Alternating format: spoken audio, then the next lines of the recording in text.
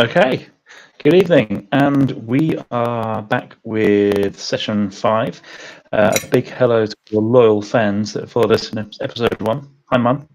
And we're going to get cracking in a moment. The group have just finished a short rest, as I recall. Is that right? Yep. Yeah. Short rest. They had a slight battle last time. They followed a cleric of Joaquin, an undead cleric of Joaquin, no less, into trouble. They found a shrieking set of fungus that alerted pretty much most of the Xanathar watch post where they were, and they were charged by around 20 goblins, several Etienne, some intellect devourers, some bugbears, their friends. It was just a regular bloodbath. And unfortunately, Dave didn't make it, which is why he's not here tonight. We literally, if your character dies on this campaign, you can't play anymore. That's the rule. Yeah, everybody's so Later. sad about Dave. Yep. Nope. Sorry, Dave. No, he'll be back next week. So you took some precautions on your short rest, and we're going to start off going to our new character. So Lee, your character is called. He took that stealth very seriously. That Okay. is one hell of a stealth roll. He's his moment, and he's decided to go. That's okay. I can introduce him. Lee's character is called Farlan. And you guys haven't met Farlan yet because, but you can start to hear him. Can you hear us, Lee? Yeah, sorry, old laptop. All right. Okay. I was just saying, so Farlan, you've had not such a good time in the Dungeon of the Mage. It's been a pretty similar experience to the rest of these guys because you came across not only half a tribe of goblins but several Etienne.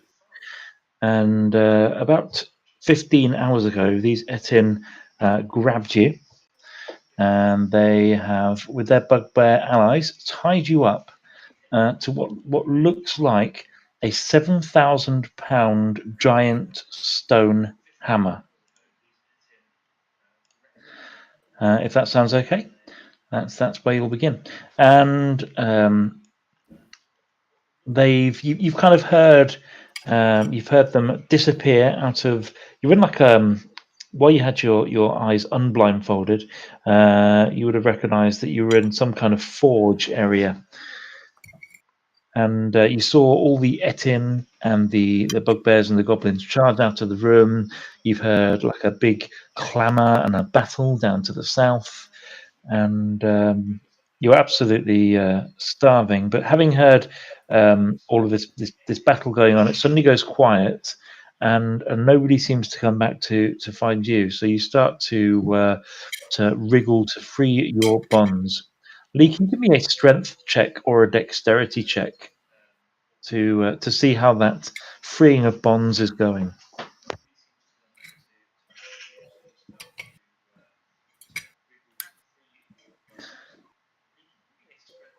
You're gonna have to remind me.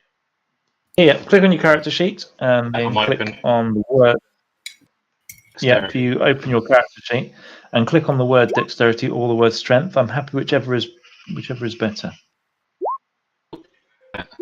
Wow, you've just rolled 4 dexterity checks and they were all terrible. We know this is my rolling. Yeah. So you Well, kind of fumble the around with game. the knot, right?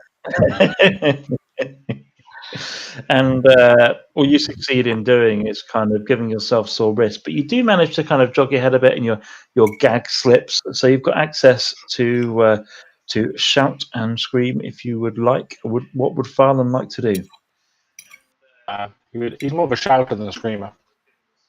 Okay, this is good background knowledge.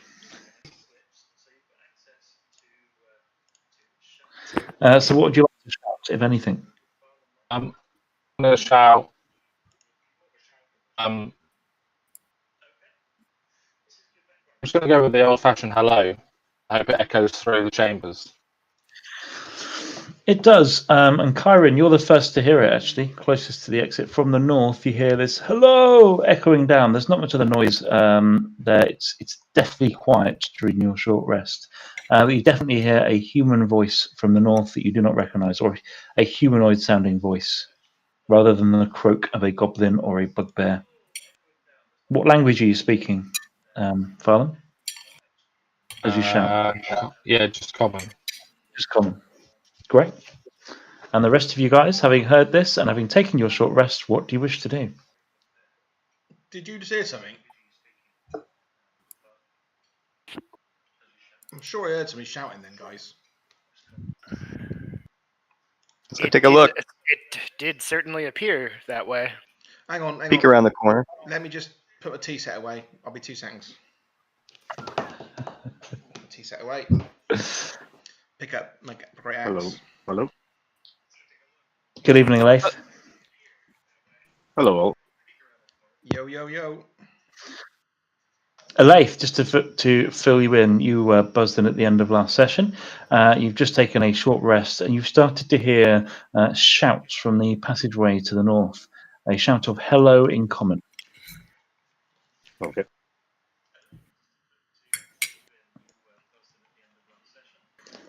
So what do you guys wish to do? Well, I'm going to go find Come on, guys. That sounds promising.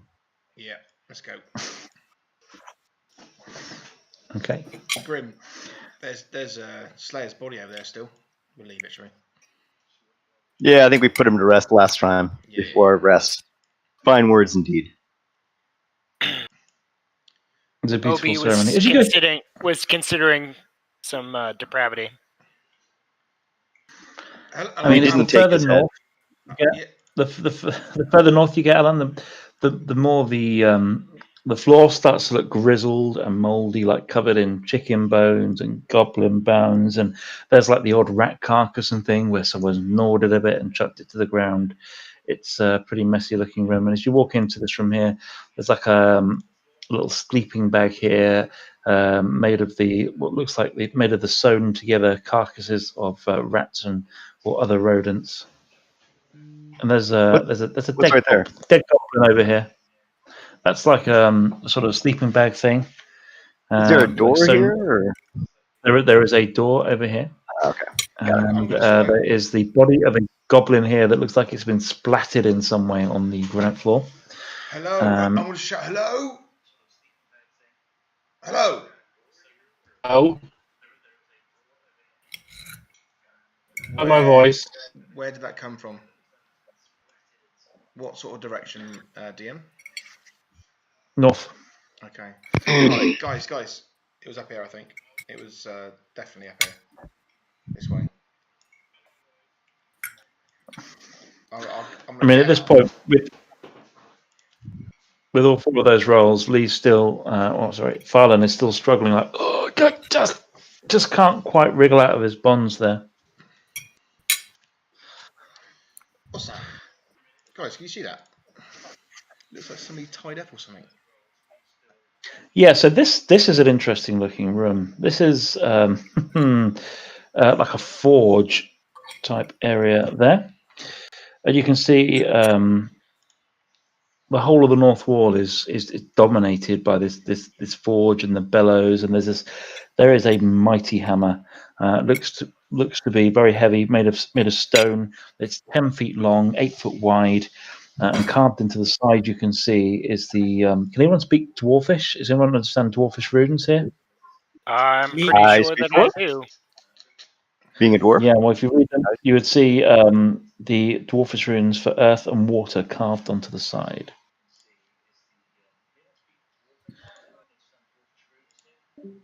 I get on with great axe. I'm just like walking tentatively into the room. You also see a what looks to be a wood elf tied to the hammer up to the north, and down to the southeast of the room is it's just carcasses of these. At first glance, they seem like big bug type things with tentacles, and they look to be half roasted. Do we identify them as the intelligence stealer things? Can't see any of those. Another door to the south also. Farlan, would you say anything as the Minotaur, the dwarf, and everyone else start entering the room?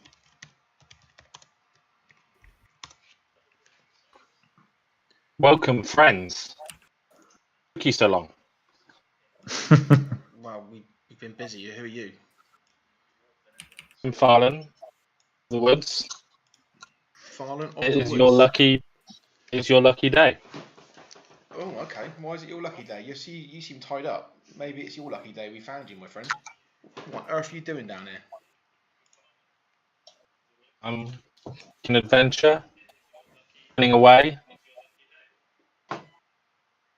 And you're now tied up, so it's not going very well, is it? And I just sort of like, dear, oh dear. Has been. I have had better days. Can I see any weapons on him? DM, can I perceive any weapons on him? Is he purely unarmed? Is he tied up? I mean, he's unarmed in just the elven equivalent of his smalls. Alyth, I can't. I've moved your character. But I didn't know if you were having trouble logging on again. Yeah, I didn't want to disrupt the flow, so I was trying to type it, but it's taking that long to simply type a message. I can't open my character blind. sheet either, and I just got the red bar. Okay. Character sheets. Cool. So what do you want, Grim? Should we just undo? Farlan. Well, did you see any goblins come this way after the fight you heard? Or has it been quiet? They left, and then they have none have returned. All right. Well, shall we let him go? He looks harmless enough. Well, yeah, Woodhouse a tricksy, but you know this guy looks okay. You know, All right. I'll get my dagger out and I'll untie him. Just Grim, just get ready. If he tries to hit me, man, this is one dead Woodhouse. Okay. I'll stand ready. Yeah, okay. So I'll get my dagger out, Matt, and I'll just sort of untie him. I mean, you make sure it's ropes and a dagger. You make short work of that. Actually, before any of this happen, I wanna do divine sense, just to see if it's possessed by a fucking intellect devourer. I can't believe we're giving the game away like 5 minutes into the game. We found out that Lee's character's a demon. Yeah. His first session, and we just kill him before he gets untied. No, he is. You use your divine sense, and he is clear of celestials, fiends, and undead, which is what that's. So I kind of like grabbing him. I'm moving him around, and then I feel this like rush of air, and I'm like looking at the paladin guy and going, "What are you doing? Is he okay? Is he okay, that guy?" And he is. So. Okay, so give me the nod, right? Give me the nod. He's going to give you the nod. Yeah. So, Farlan, you'd be aware that the Etin, when they came in, they didn't feed you at all, but they did. When they were stowing things, they stowed things like behind the hammer, like tucked underneath the forge. They had where they seemed to be putting the various treasures and doodads that they collected from other adventurers and stowing it at the back. Yeah. So I'm going to tell the guys as thanks, acknowledgement, not thanks, acknowledgement of to me for my bonds. Right. I'll point them in the direction of where they stowed all the goodies. All right, which way is that then? All right. Yeah. So yeah, Grim, where you are now, you can see three large sacks stowed underneath the forge. And you're a dwarf; you love sacks stowed underneath the forge. I pull them out. I pull them out and say, "Let's have a look." And Farlan, I assume your weapons or gear might be in here? Yeah, one of them contains a bow and assorted other wood elf-looking apparel. Mm-hmm. You're looking through the. Like my bow back, please. Yeah, just hand him the whole sack with his gear. So, Farland, all of you, the gear that was taken from you is in that sack, except for any rations or food-related items. I'm afraid they've gone. The first sack that you open looks to contain a little bit of coinage there. It's quite heavy. Has anybody seen? And where's that all they are gone? big sacks. I mean, you estimate there's nearly 2,000 coins in there. Are they all At various gold? Or you got to dig various a hand in, and when you pull a hand out, you'd say that probably sort of 80% of them are copper, but there's a good 20% of them that look sort of silver in there. I mean, you can spend some time to count 2,000 coins if you wish, but they look to be mainly copper and silver. You haven't found any gold in your initial grabble through. I just set it aside. And what about the third bag? Well, you kind of pull on the third bag to get it out, and it's like, it's just like heavier than you expect. And as you open it, you see it's full of these ingots.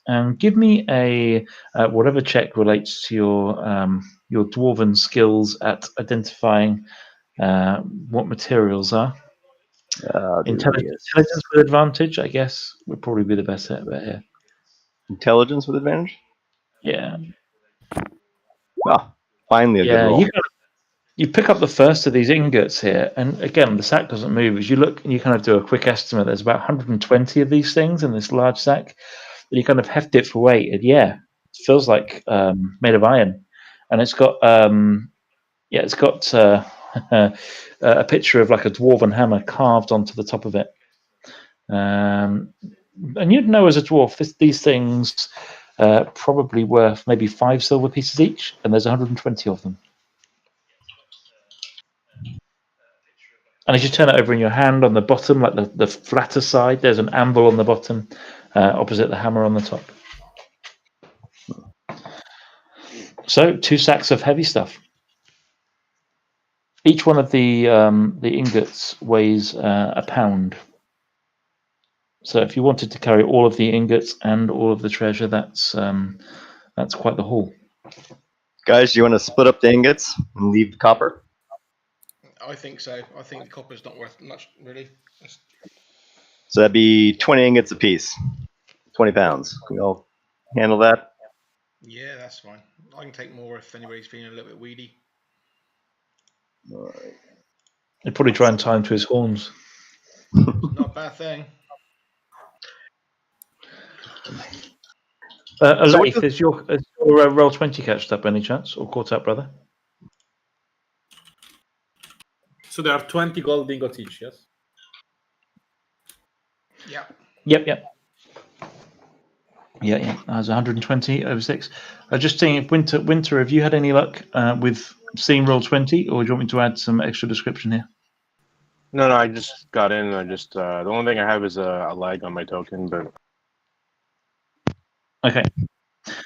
The other thing in the room, Ogben, I see that you've moved your character to investigate these corpses, and they give me a nature check or intelligence. I don't know.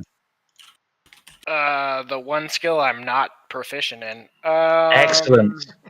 I will remember this and exploit it as your major weakness.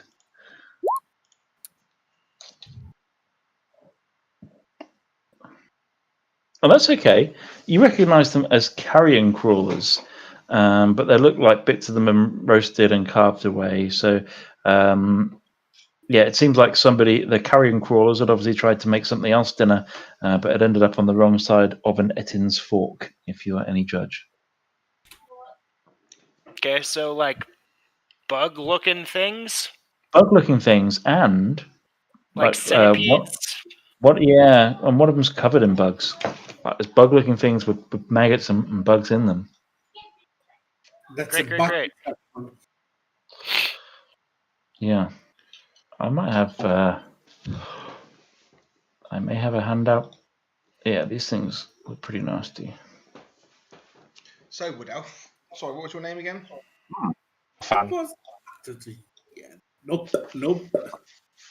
Nope. So where's the rest of your group? You haven't come down there on your own, surely? I do. Well, you have come down on your own into this place. Interesting. And you're still alive. Okay. So far. So far. So you're gonna come with us then?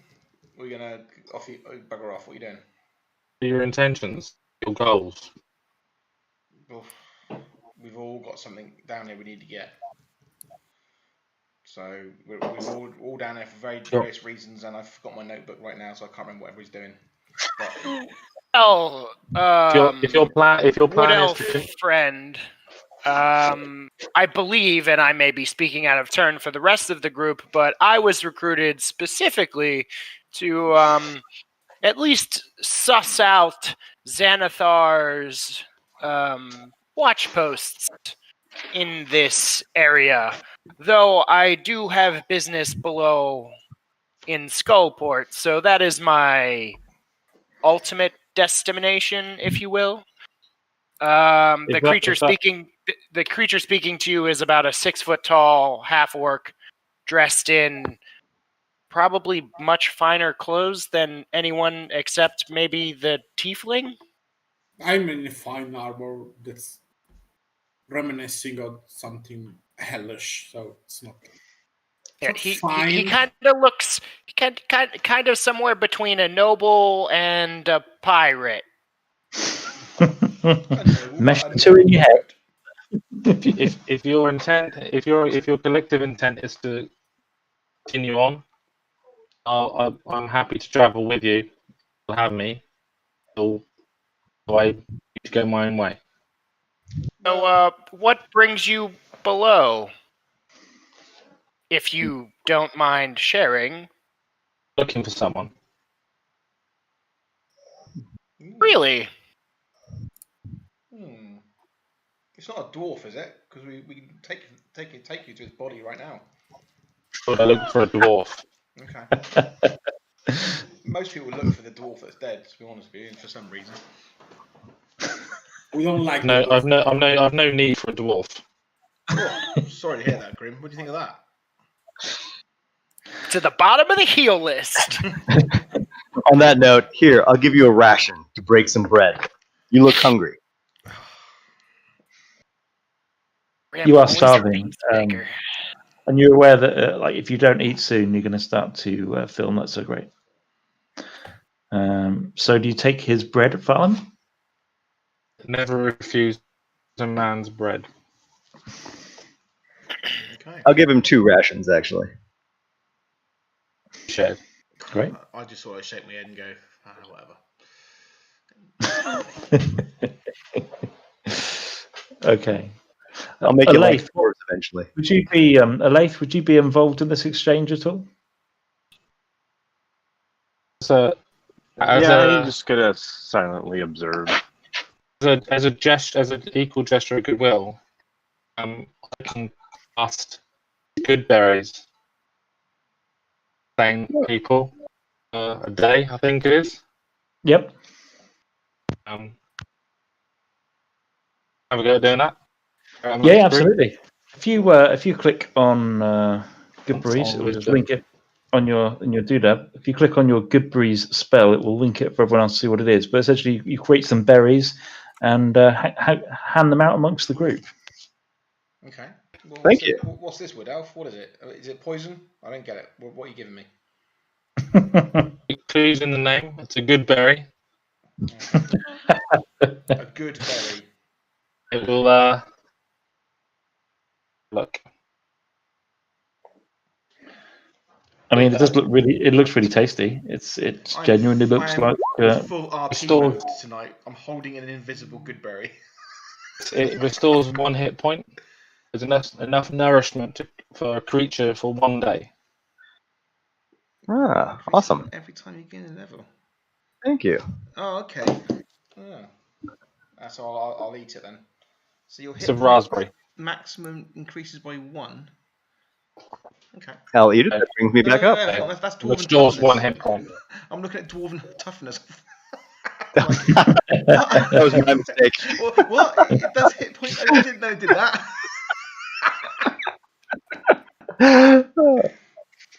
Brilliant. So up to 10 berries appear in Farland's hand, and they're infused with magic. So anyone eating one of the berries does restore 1 hit point worth of health, and doesn't need to eat again that day. What? I'll eat mine. Yeah, I'm going to eat mine. Farland, Feeling you'd great. also know that, Thank you, that after 24 hours, they lose a lot of their goodness. So you could choose to warn the group if you wished. I'll eat them now. Okay. They generally aren't as good the longer you keep them. Can you make pies out of these things? I mean, you take them back to the kitchen. They're good. Yeah, cheers. Well, everyone's eating their good berries. I'm going to be searching these 2 walls here for any crevices or secret doors. Yeah, I would like to. Yeah. I would like to assist the cleric. Howard, give me a crevice check with advantage. Crevice check with advantage. I'm going to go with my... Ooh, about time. God, this Yeah, makes you up for seem- last week already. You seem really, really, really sure there's Nothing there. there are nothing there. No, there's nothing there. Great. Okay. You see the you do kind of as you're poking around, see the remains of other adventuring humanoid folk. Like you see scraps of leather armor, like in poking around in the forge where some have been thrown in there to be burned and cooked. There's other maggot-like creatures. There's the odd goblin bone, but nothing that's gonna resemble a secret door. Which leaves your options as being you've got the door to the south there. There was a door further along to the south in that room. There's whole swathes of the dungeon that lay unexplored to the north. And there are the stairs down to level 2. Shouldn't we go to the north and tell the fake vampires that we deal with the goblins? Yeah, last time we saw them, Shiro had somehow riled them up against us. So, not high on my list of things to do. Sorry, my character has no fucking clue about this. So No, I'm saying it to everybody else. I'm saying the last time I saw the rogues were not our best friends with Shiro. Who knows what Shiro told them, but they were attacking us. Actually, one thing you'd know, Farland, is when you came to the dungeon, you were beset upon by vampires who charged you 10 gold pieces for the privilege of staying safe in the dungeon. And obviously, they didn't deliver on that safety despite you delivering the gold. Have been noted. I trust a Not to vampire. pay for money. I mean, Shiro's pretty angry last time. I mean, I'll sort of like explain to the paladin what happened, and I mean, I don't know what happened really to Shiro, but if he's with those guys, I don't really want to fight him. He looked pretty handy in combat, to be honest with you. He's not too fast. But I want to go exploring. While we've got Wood Elf now. I mean, he's a pretty good scout, right?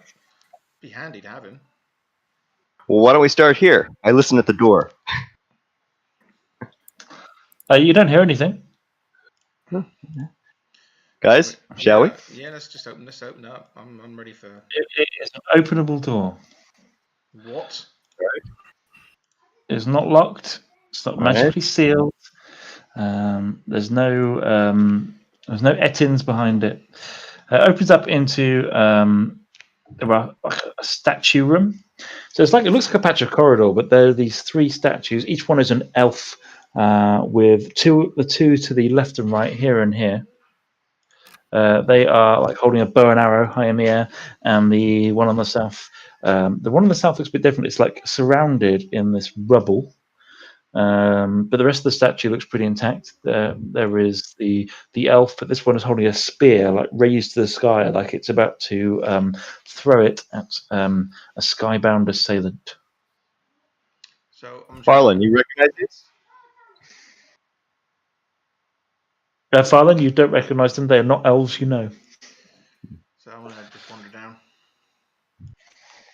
I'm not too fussed about these statues, to be honest with you. It's like whatever. It's not living and breathing.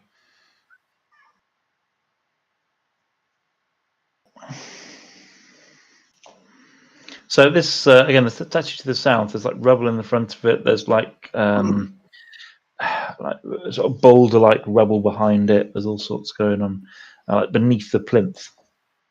All right, I'll search the plinth and around the side to see if where the rubble came from. If there are any crevices. Yeah, like a big chunk of it is like right round the back, so you can get there, but you're just going to have to like really squeeze in the gap to get to where the big pile is, as it were. All right, I'll squeeze around. Grim, anything back there? So here's what happens. The big statue starts to animate. And like out of this elf's butt, because the elf's not even facing you, the elf's butt like turns purple and blue and becomes this giant pair of toothed jaws. And as you're kind of searching the rubble, they clamp around your head. It's a butt jaw clamp situation. What? Yeah. So These berries must be funny.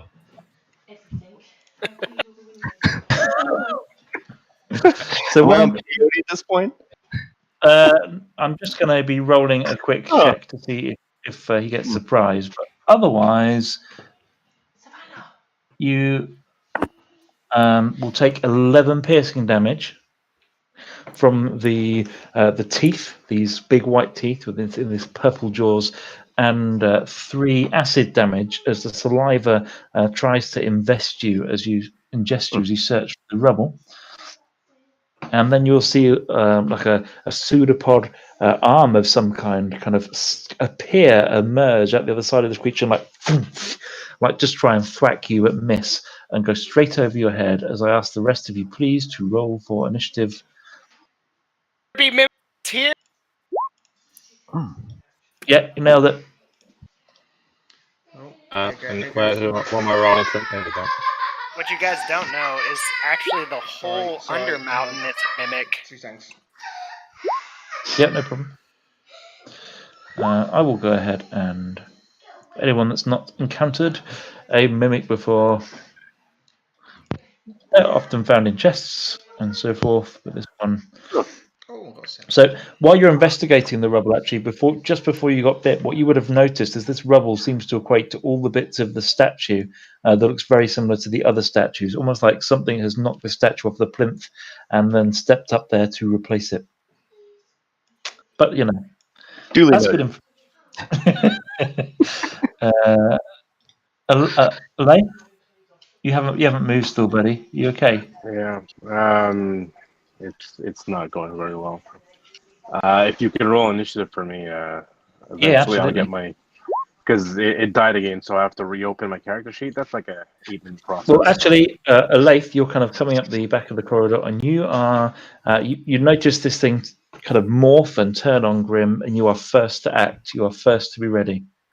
I've got your character sheet handy. If you wish me to click on stuff, I can do so. Sure. If I'm not 5 feet away, just hit him with a sharpshooter bow. Yep, no problem. And that is a hit for 21 points of damage. You just see, for Grim, from where your bitten view is, just behind this thing, you see like you see the arrow go straight through this thing's shoulder, which morphs and then becomes this thing's back, and then the arrow falls to the ground. But bits of acidic blood are starting to drip on the floor from the arrow pierce. Anything else from you, Elaith? Nope, that's it. A mighty hit. Ogben. Lee, that's sharpshooter, by the way, Lee. You're on mute, mate. Yeah. Weird.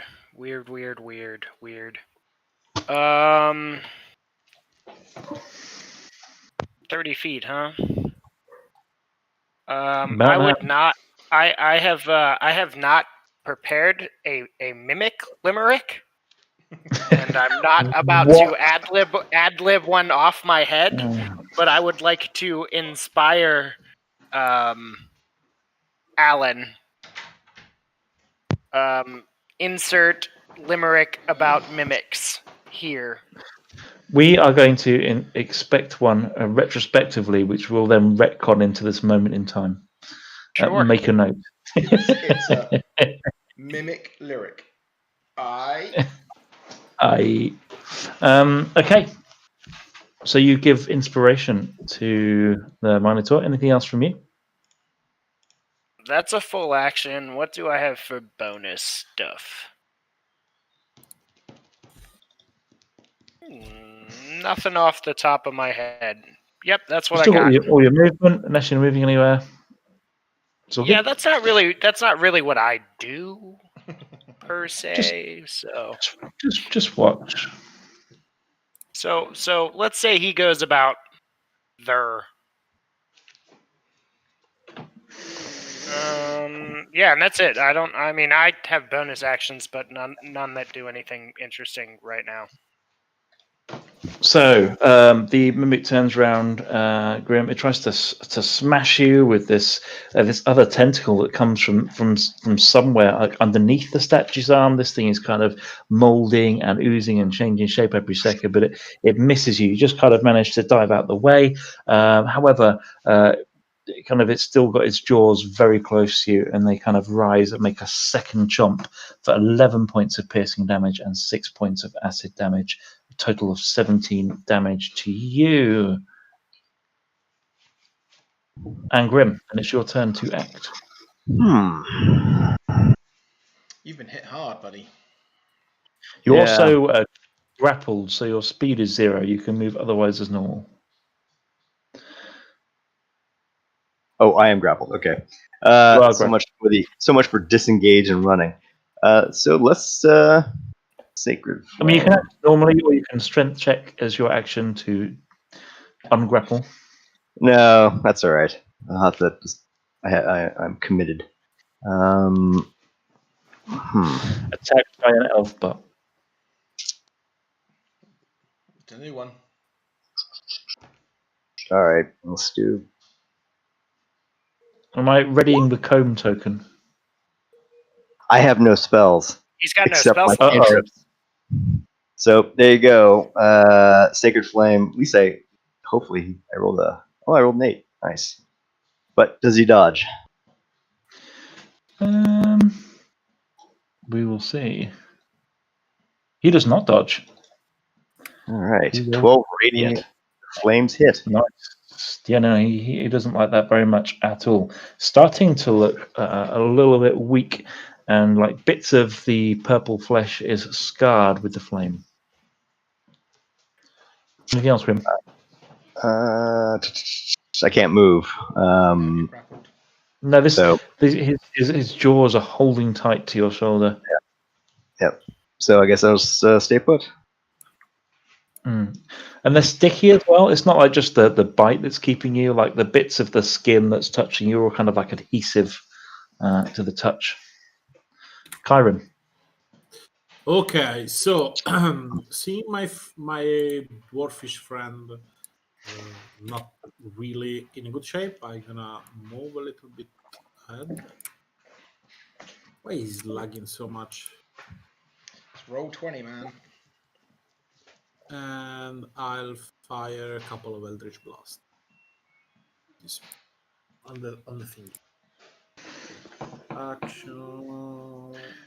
I've just realised I actually forgot to tell Farlan how to roll for initiative. Alright, my character sheet.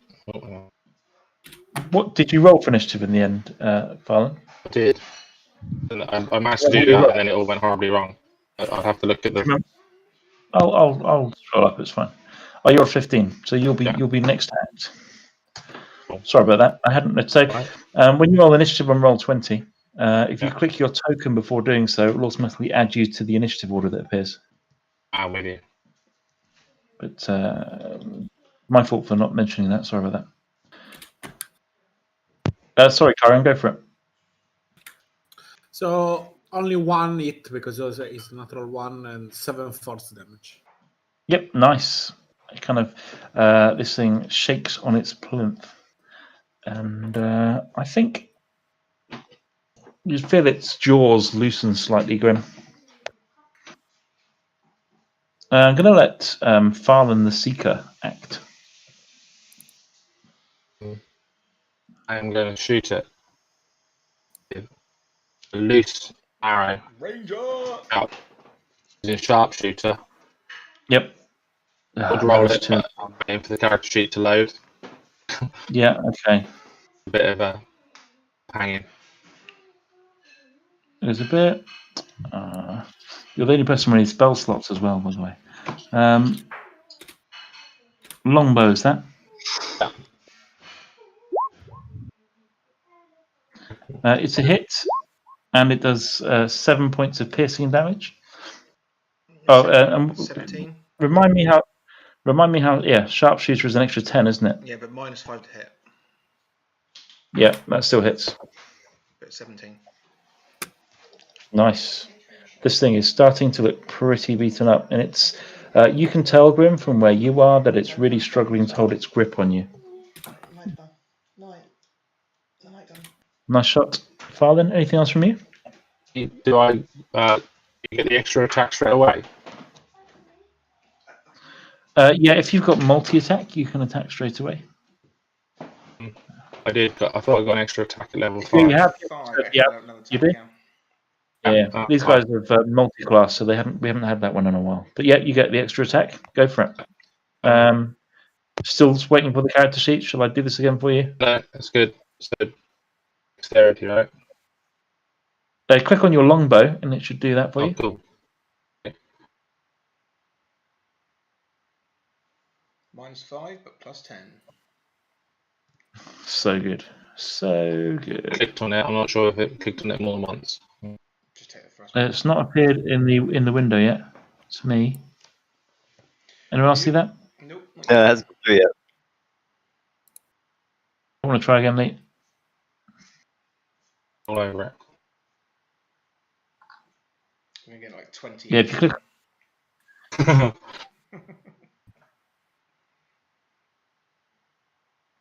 It probably will all come out at once. Probably.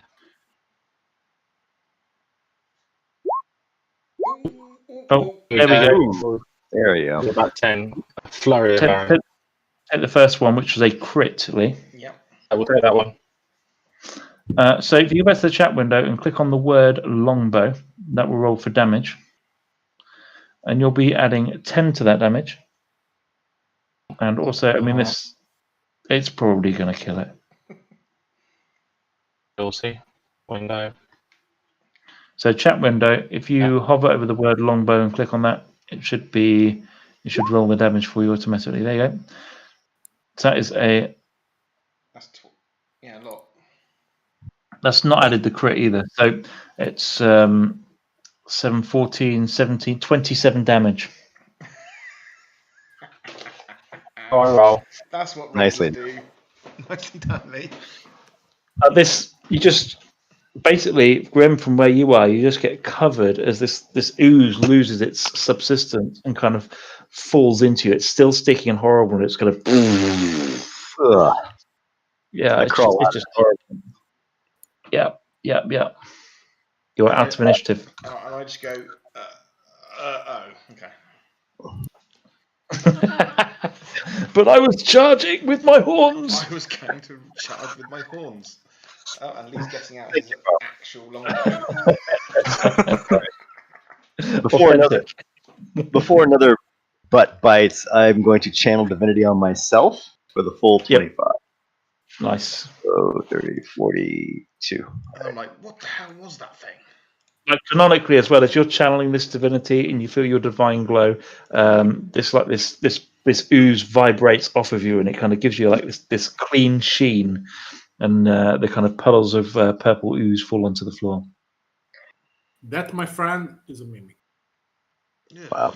All right. Well, I'll search around the remains and the back wall here for any signs of a door or otherwise. Sure. Well, as you notice as the mimic dissipated, the spear did fall to the ground, almost as if that wasn't part of the mimic, more part of the original statue, perhaps. Yeah. All right. Pick up the spear and look at it. Do I sense that it's arcane at all, or of any special power? It appears to be golden in shine, golden coloured. Oh, grim. That's Anyone need a spear? I'm fine. I don't really like throwing things. I normally miss, to be honest. My weapon is a little bit jealous, so, you know. All right. I'll take the spear on the off chance that somebody might use it, or we could trade it. The range is pretty good. It looks saleable. I have a spear. I could compare it to the one I'm currently holding. Sure. Take a look. I mean, it looks of similar quality, but the golden one is shinier.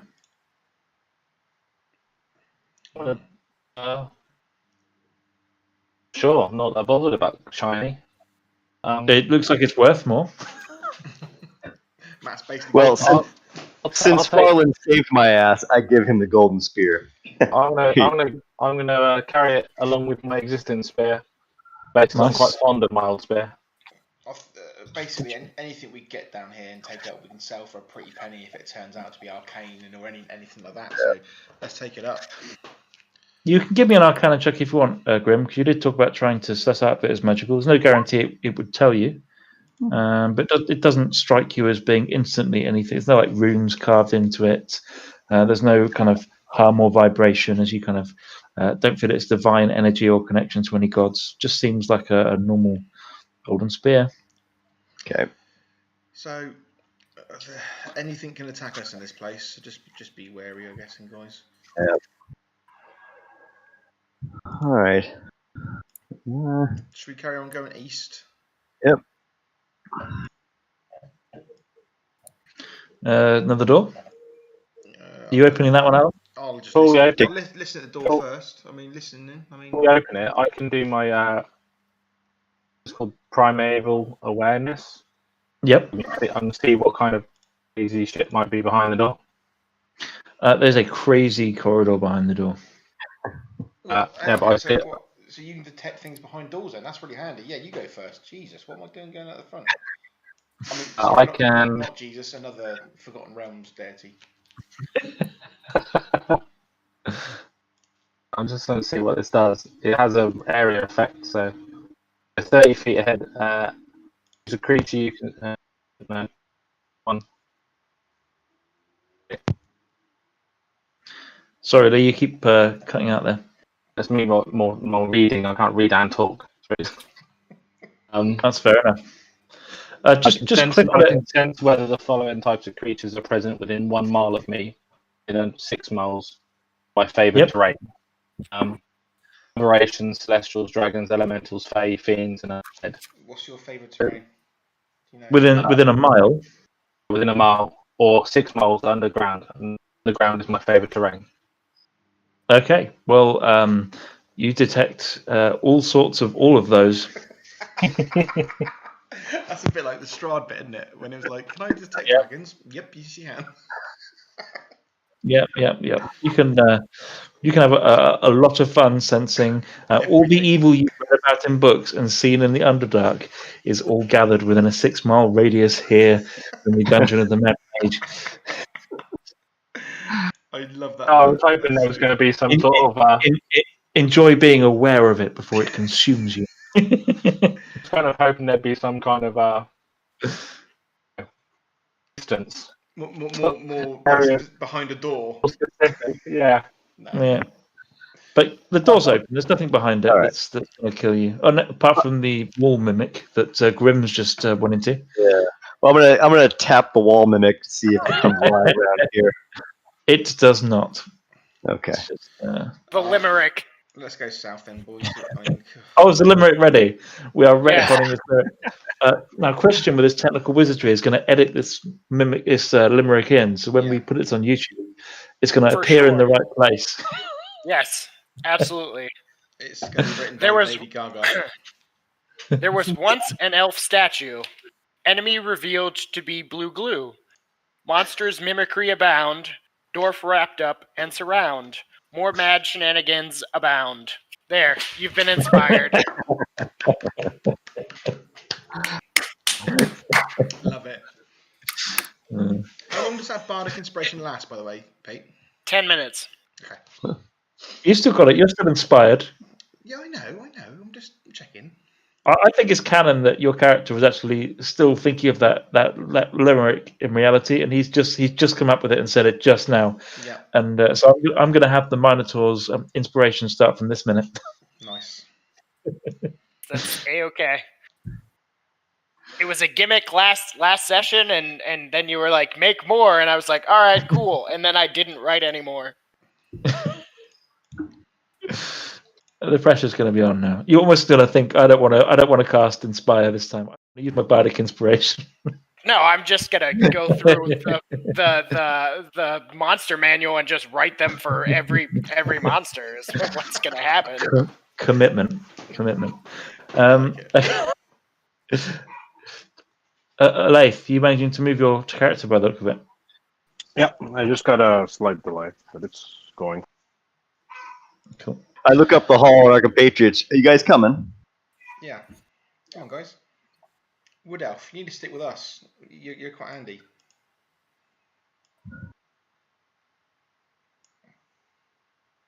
Okay. Lee, are you able to move your token? Probably not.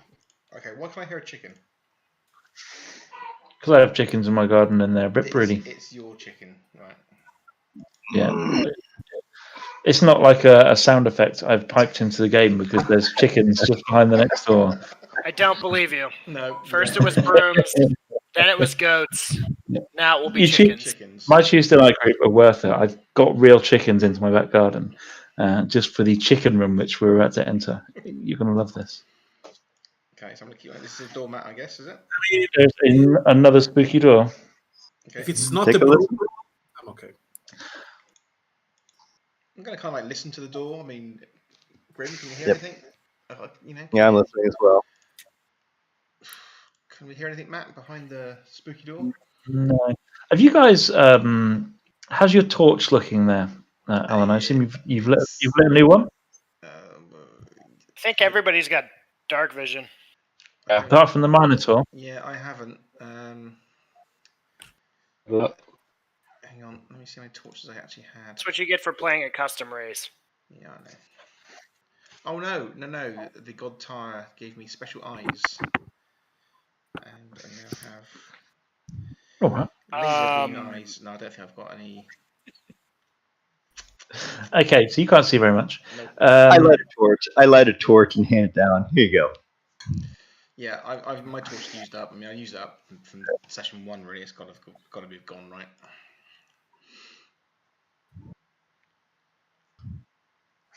All right.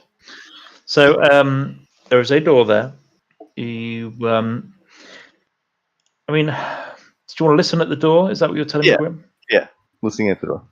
Any perception check? I mean, there's stuff to be heard potentially, but you'd have to put your ear really close to that door. I'm gonna give it. Wow, there's nothing there. This room seems empty. All right. Where are our companions? I go back and peek around the corner. Hello, guys. Are you coming? I've got to sort out this. No, they're not coming. This torch situation. I'm thinking of maybe wrapping some torch material around my horns and setting fire to that when I need to. I think that would be pretty cool. It'd be cool. Just- Let's see how it functions in game. Yeah, I mean, Paraffin. You can do that. there must be some way of doing it. We could just give you torches when you need them. That might be. Yeah, but flaming horns would be a lot cooler. We could hollow one out and put a wick in it and fill it with oil. Hey, I'm game, man. Next long rest. Next long rest. So we're going for this door. Yep. All right. Swing it. Is it unlocked? Yep. All right. Swing it open. Grrr. This is describe how you walk into this room. That'd be Very Like- slowly. very. Give me a stealth check for both of you that have walked into the room, please. Oh yeah, I'm wearing chains. That's gonna be. That's just someone to get me being stealthy. I clang into the room, ringing like a bell. Yeah. Well, first of all, this is the good news. You see some old pickaxes and shovels stored in 2 stone wheelbarrows in the corner, so that's really nice.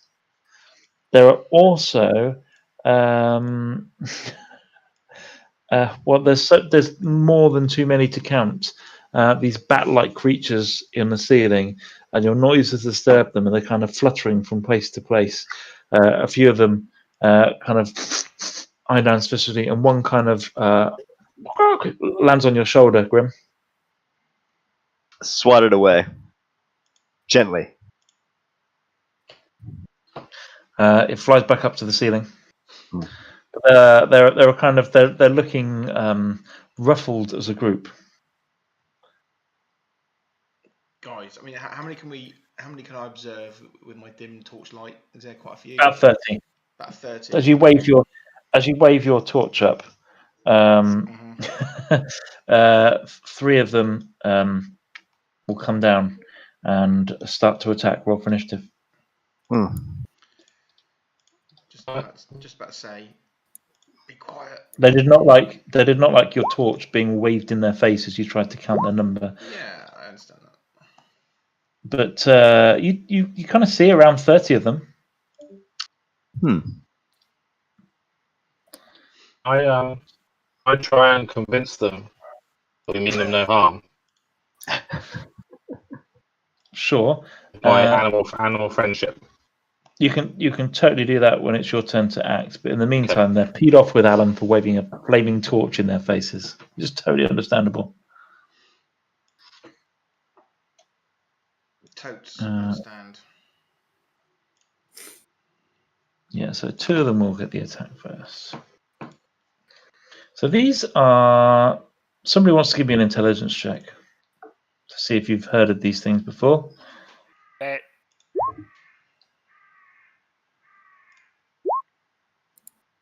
Oh, you've heard of them, Ben. They are called sturges. Oh, great! Yeah, and you'll be aware that they feed by draining the blood of their victims, which is great. Awesome. Which is So one of those fun creatures that can just kind of auto kill you. yeah, pretty much. But the first 2 have kind of missed Alen as he kind of waves this torch in their face and tries to bat them around. What did you roll for initiative, Lee? Because it did not come up. We'll see. Okay, 2 seconds. I will add that. 8. Oh, no, that's your stealth roll. I can't see your initiative. Can you re-roll it? Initiative. Yeah.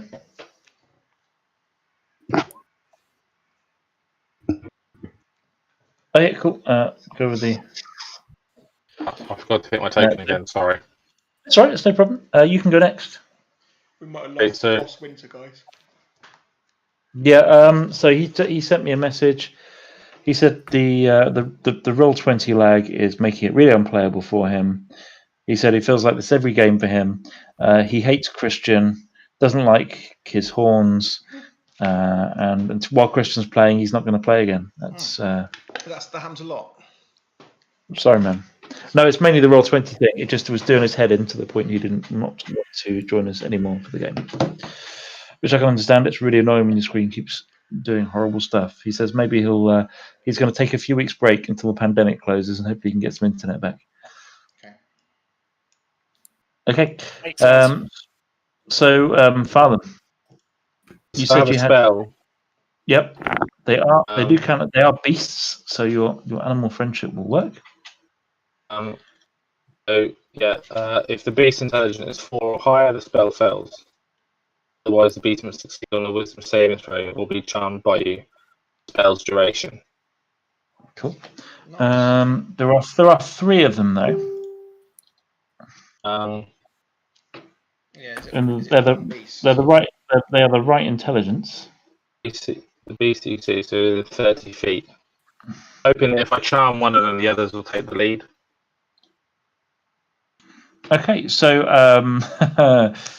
from you just round the corner here, and one of them will fly over you and kind of perch yourself on the top of your bow and just nod, like acquiesce. What are you going to say to it? Or what other thing? What are you going to try and convey to it? I'm just going to hold my hand up. No harm. Everything's cool. It's passing by. Okay. So it's going to stay there, and you hear it like spit almost, and make this very high-pitched squeal, which I will not try and emulate. And the two that are attacking Alen fly back to roost in the ceiling. So, won't do anything else. Attack them, break the spell. Attack them, and it will break the spell. So I'm going to take you out of initiative, and you've currently got a Sturge sat on the top of your bow. Okay. Alan, take the torch out. I'll try to slowly search around here and see what we can, without disturbing the Sturges. Yeah, that's a good idea. Okay, I'll go and stand in the corner over here.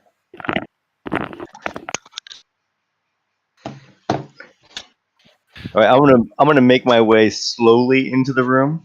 Again, trying not to make drastic. I think I can let you take dexterity rather than stealth because they've seen you. You're not trying to not be seen.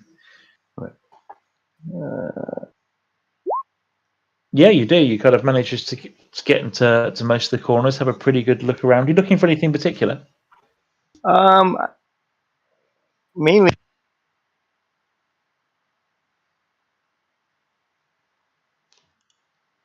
I don't know if that's just me, but you cut out there. Yeah, you cut out. Oh, sorry. Mainly the walls along the south wall and checking out the boxes for anything that looks of interest. So most of the boxes look pretty empty, but you catch a glimpse of another sack in one of them. Walls look pretty sound. Sorry? All right, pull the sack out. Bring it. The whole tower of boxes collapses about your person, causing all 30 of the... No, hang on. No, sorry. It's okay. The sack seems to contain the chinking of coins. I'll be right back, guys. Okay.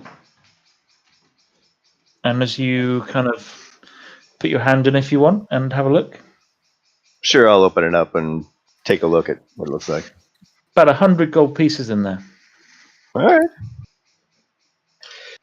Great. And, they all seem like the gold, and they've all got the like the hammer engraved into one side and the anvil engraved into the other. Got it. Not much else in here. All right.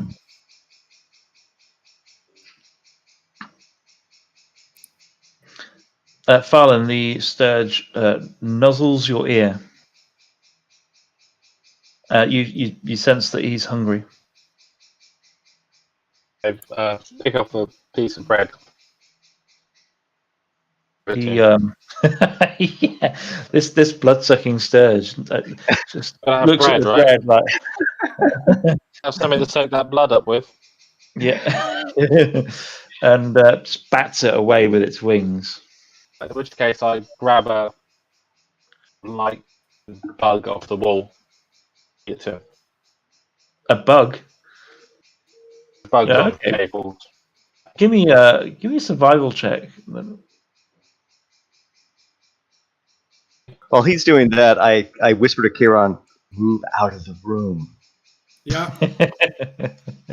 I go out of the room. I get ready to I get ready to slam the door. There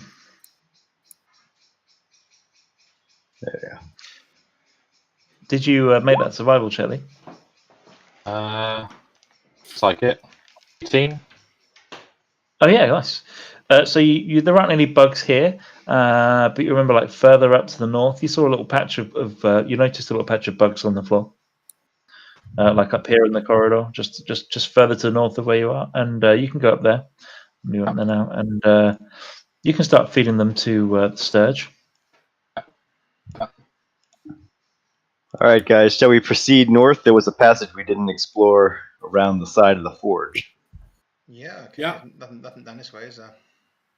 I don't feel like being sucked dry, so no. Maybe close that door on the way out. Yes, it's Phrasing? close. Phrasing? Are we doing phrasing in this campaign?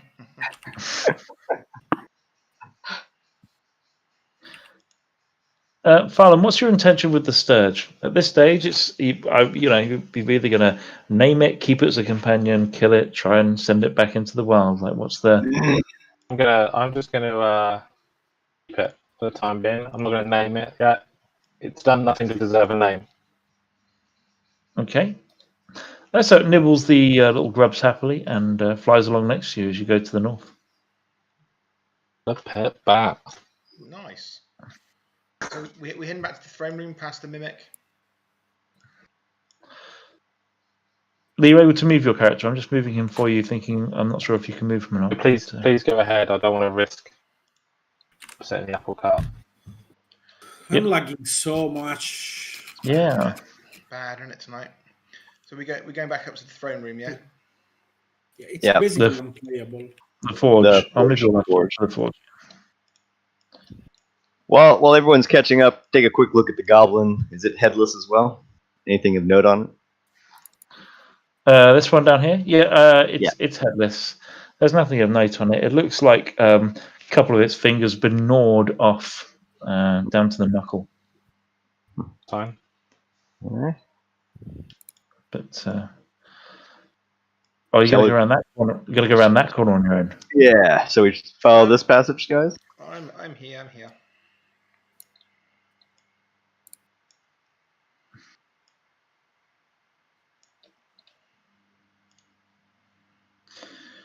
Yeah, thank you. And round the corner, you find a dead end. There's nothing there. All right. Search for any secret entrance, perhaps right at the end and along the edges here. Yeah, you guys do that. I'm useless at looking for that sort of thing. Go for it.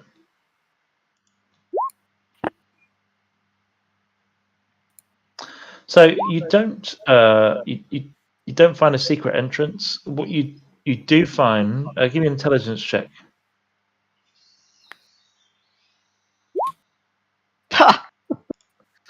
Yeah, not my. Yeah, you don't find any secret entrances, and that was the end of the sentence. I said nothing else, and you cannot hold me to account about it. There was nothing else to notice there. Chiron, want to take a look? What were you looking at? Yeah. That was interesting. Yeah, let's take a look at that. We need the brain trust involved. I'm so bad at metagaming. Yeah. I have good instincts, but that's about it. Karen, what you notice is that the floor is gleaming, and with that intelligence roll, it looks like the top layer of the dust and the corrosive stuff on the tile have been kind of corroded away, almost like something acidic was sat here for a large amount of time at some point, relatively recently, because no dust has fallen on it to make it dirty again. I relay that to the group. So something sitting there. Must have been one of those other mimic things, then I guess. Maybe. Sure. I mean, if you don't know, I'm not going to tell you. I feel like I'm missing a token. Karen, where are you? I'm here. That's all right. I couldn't see your token there. Oh yeah, you're underneath Og. So you guys have, I think you explored all the little dead-endy bits in this particular segment. So your choices are to go back and explore another area of the dungeon, or you can head down to level 2. You're also aware that the Hope Spinners have asked you to find 3 of Xanathar's outposts, and you have found 2 on this level.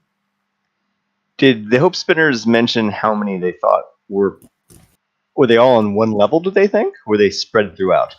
Yeah, there's Well, they 3 on this level. There were 3 on this level. They didn't Really? preclude that there could be more on other levels, but they said there were at least 3 they wished to be scouted. I mean, I think Yeah. we need to find the other outpost, guys. I think we should go and find it before we go down to level Well- 2. Past the Is this definitely a dead end? Sorry. well, if we go back past the statue with the rhyme on it, there's a T-fork and some doors we didn't check out. Back where we came into this section of the dungeon. Should we go explore it? Back through the map room? I think Wood Elf. I don't think that's anything up there. I mean, none of us could actually perceive what it was, to be honest. Just for the sake of speed, it will happen in this dungeon a few times because of the way it's laid out and its maze-like nature. Where you will go a long way and then suddenly want to go a long way back. So if you tell me which sort of room you wanted to head to, I can just move all your characters back there, or move them as far as you can get without the nasty thing happening that you cross the tripwire that you cross to save narrative and dragging tokens through the halls. So remember the headless statue of the woman that we came into this section of dwarven area?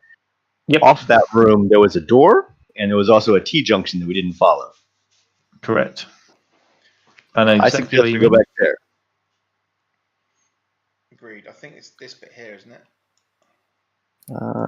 Yep. Well, I'm Over there. right there. Yeah, that's it. Yeah. Yep. There's also oh shit, never mind. Ogben doesn't know about that.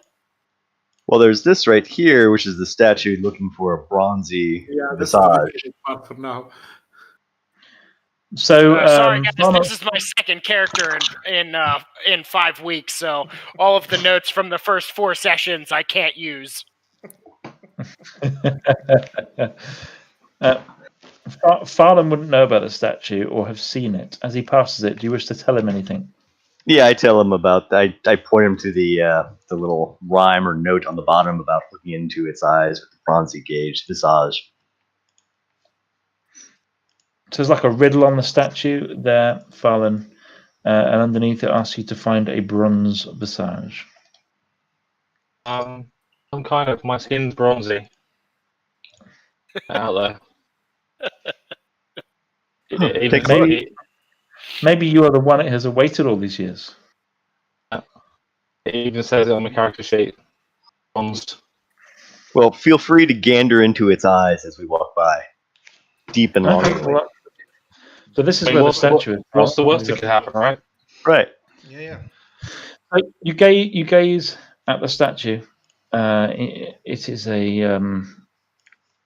a headless statue of somebody playing a little harp, and you read the riddle on the bottom just like the others did, and you see the broken stick on the floor.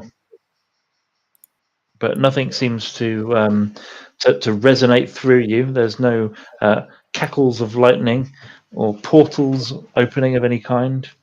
There shouldn't be a broken stick anymore because Reg picked it up. Oh right, okay, sorry. My apologies.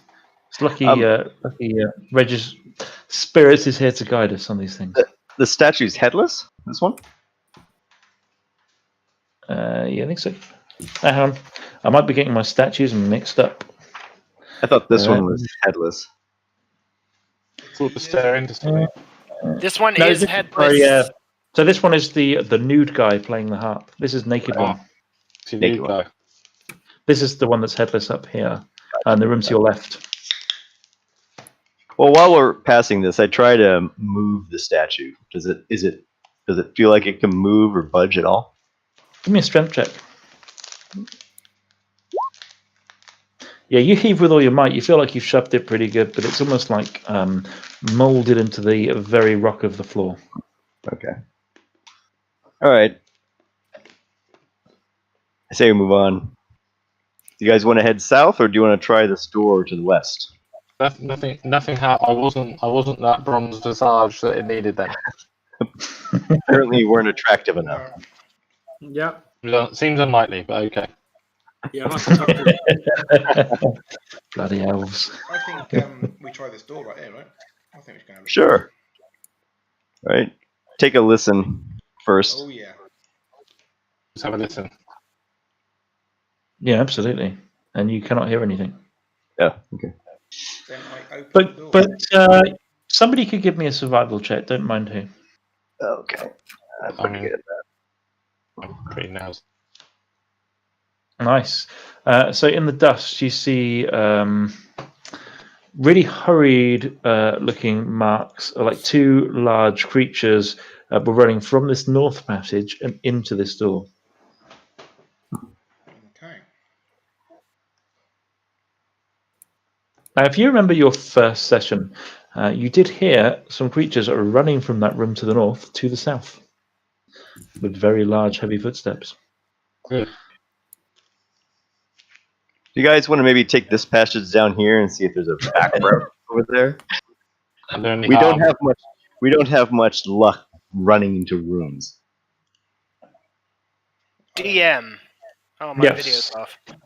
That's cool. Og, like, okay, so this is Og's first time with this statue. Can he take a gander about it and its surroundings? Yeah. It's a headless statue, and it's surrounded by rubble. It is a it's the bottom part of the statue is looks like a male humanoid. Sure. So, like, I don't know, maybe. You could search the rubble, or Yeah, you sure. So in the rubble, you find the thing's head, Oh, okay. and it is you can tell it's the head by the way it's kind of molded. It kind of looks like you could jigsaw it together. It's pretty heavy, but Sort of the the same head is- stone and shape and stuff. yeah, but it's kind of it's the head of a cobra. Looks like it goes there, like jigsaw style, but it's a cobra head for a humanoid statue. Can I attempt to reassemble? Well, I mean, you can place it on there, but what method are you going to use to keep it there? It's got like one of these jagged edges. It's just going to kind of. Yeah, I'm just like I'm just setting it there and holding it. I mean, if it, who knows? Maybe it snaps in place and seals, and weird stuff happens. Maybe there's a magic magnet. Okay, you do it. Cool. You're now holding the. No, not really. Oh, okay. But it's a good idea. I really liked it. And you should definitely do that with the statue on level 17, though, because that thing. Does it seem like there's any historical relevance to this statue of man with cobra face? Besides so all the Yanti, statues we've seen so far have been fallen into like one of two categories. A lot of them have been like Waterdavian noble kind of looking people in those sorts of clothing, and others have been dwarven. This one is more like the former. Like it was, it's an important person from history, although you don't recognise why it's important. Do I now? No, it's just not. It's just not something you would know. It doesn't give me like really cholty vibes, like could be a snake people. I mean, like even rolling a 20, I don't see a way that your character would understand the history reference of this particular statue where it is. Like, it's not the same as a wish spell. It's still just a 20. Okay. I got you. That's all I got, guys. That was my 20 for the whole session. So all right. You're on your own. It's a statue akin to the previous elven statues that we saw before. Yes, it turns purple. No, it's often the it's grabbing you thing. can give me. Yeah, I mean they were noble-looking elves, so they kind of similar style rather than the dwarven style. If I take a closer look in Sure. Was years old and an elf and that, any understanding of its intent or purpose? No, and actually, I know you've talked about your character not knowing this race, but it doesn't look like the statue is designed to be like a cobra race. It looks like the bottom part is like human, like pure human, and the head has been deformed almost magically into this other creature at the top, almost like it's wrought of a twisted or sadistic imagination. A bit like a cow on a man, right? I mean, it's not really crazy like a cow's head, but it's pretty crazy. I'm sort of like intrigued, but I mean, nothing's happening right now, so I still want to open this door. I mean, So I've let's just open the been door. told two big things have run in there. I want to go find out what they are. Alan, can I have your confirmation you're opening the door? I'm opening the door. Boom. I'm standing outside of cone of door.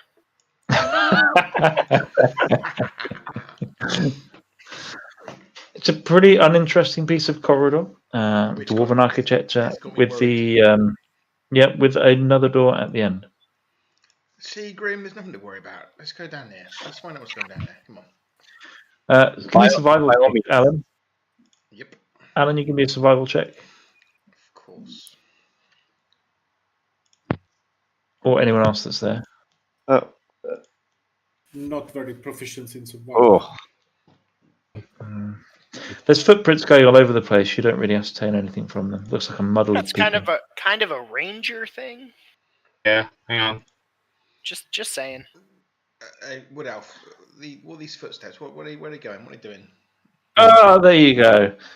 You can see where the two larger pairs of footsteps have continued to run to the door in the west. You can tell they're running by kind of the way the dust is kicked back. They've gone this way in a hurry. Right. Like probably less than a couple of days ago.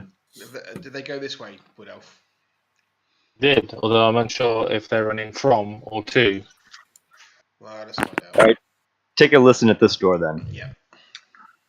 Alan. Hello. Our new compatriot's name is Faro, not Wood Elf. I'm not good at names, man. Seriously. Be better, Alan. I'll try. You don't hear anything at all, Howard. I've been called Wes. Nothing at the door. I'm gonna open the door. Boom. All right. I searched this corner. Right here, this wall, and that wall. Okie dokie. Farlan, is that your name? Farnan. So what you find, you don't find anything useful, like a secret passage or anything, but you do find these bolts in the wall with like tiny bits of chain. Like at some point there might have been some manacles or some kind of chains linked into this kind of part of the room here.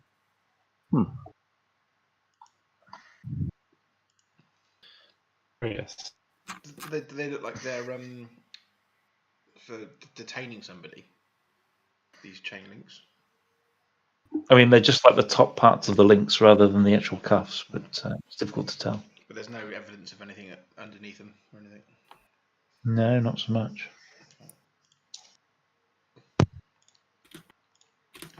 What do you reckon then, Grim? Farlan. Yeah. Is that your name? Farlan? Alan. Farlan. Where's the tracks going? I can see them, but I can't quite make out whether they stopped or they're carrying on. What's going on? Well, they didn't stop here. So, carrying on. Well, let's march forward. It's what we do. Peek around the corner. This is great. There's actual exploration going on this time as opposed to just let's find a room with thousands of people in. So you've got, it's a kind of a manacle themed part of the dungeon. In the to the right here, is you can see where it looks like something really horrible's happened to somebody, and then somebody's hastily got a broom and just swept all the bones hickledy-pickledy into like this corner over here to the south. There's just like a pile of stuff, but there is a pretty robust, intact looking corpse over here with some writing in. Does anyone speak Infernal? I think I do. Yeah, I do. There is writing on the wall behind this skeleton. that says, "Speak to me in Infernal." Hello, brethren. The skeleton does not reply. Give me a medicine check, Alan, as you're staring at this thing. A medicine check. Yeah. Okay. Yep. Skeleton, all right. You seem pretty sure. You've seen bones before. This looks skeleton-y. Okay. We've confirmed that. Guys, that's a skeleton. Said the one person here who can't see in the dark. I've got a torch. There's a skeleton here. I don't understand what that writing is behind it though. No idea. That's not even dwarfish, is it? I don't know. Karen, for the sake of roleplay, I've moved you next to the writing so you could have seen it to read it. Yeah, sorry, but it's so fucking laggy. I cannot move. That's right. I'm happy to keep on moving you around with the others. Just shout if you're doing anything different. Yeah, I love if you do that. So because it's super laggy for me. So Kyron is spoken to it, but nothing's happened. Yep, that's correct.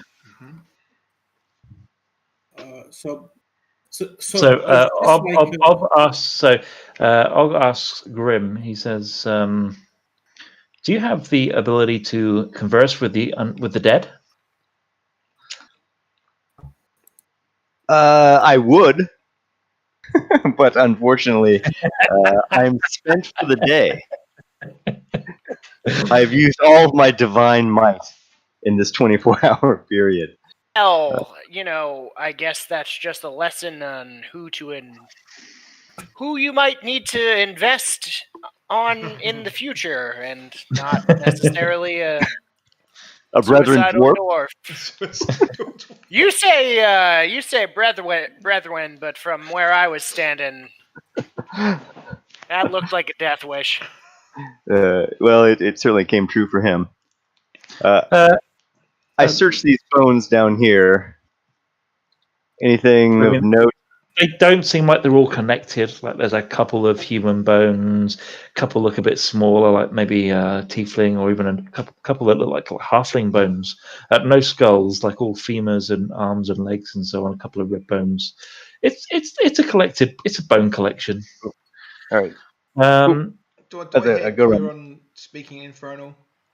Do I hear him sort of like speak the tongue? I don't know, Kyron. Yeah. I try to speak him. So I look round to you and say, well, "What was that?" That's my. What were you speaking then? I've never heard that before. That's my. How can I say it in a correct way? That's my lineage. So it's it's a language of my. So can you read that? Can you read what's on that wall then? Is that what you're saying? Is that what that says? What does that say? It just says, "Speak to me in my language." If I remember correctly, DM. Yep, that's right. By the way, while we're doing that, can you, Farlan, can you give me a survival check? What to the skeleton guy then? I mean, he's dead. Yeah, it's probably. Yeah, I try to speak in the language that I know and it was written, but I don't know. So I go up to the skeleton. I go up to the skeleton, so I just smack it with a backhand onto his skull and go, "Wake up!"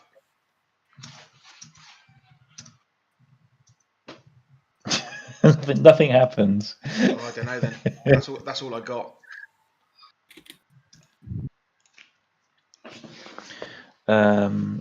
Based on that roll, Farlan, I just sent you a private message. Have you saw that? Yeah.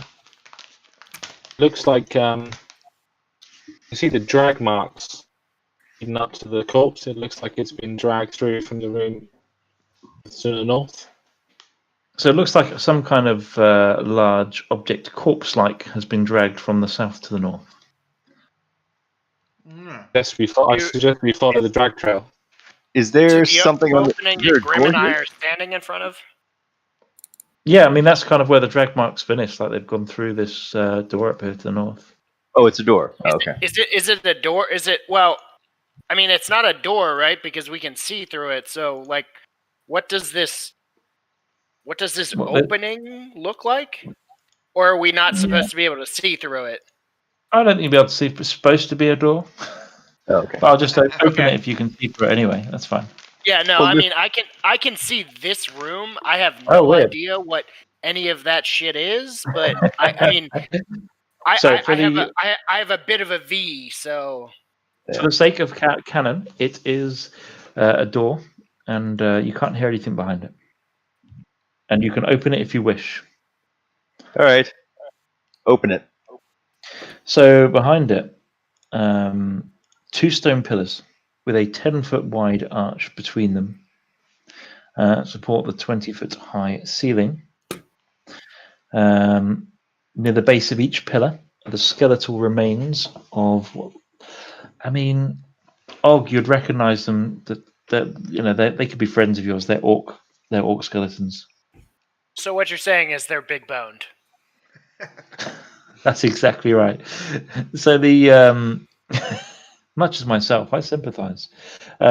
So yeah, a pillar with like an archway. So it's almost like there's like a gate in the middle of this room to nowhere, essentially.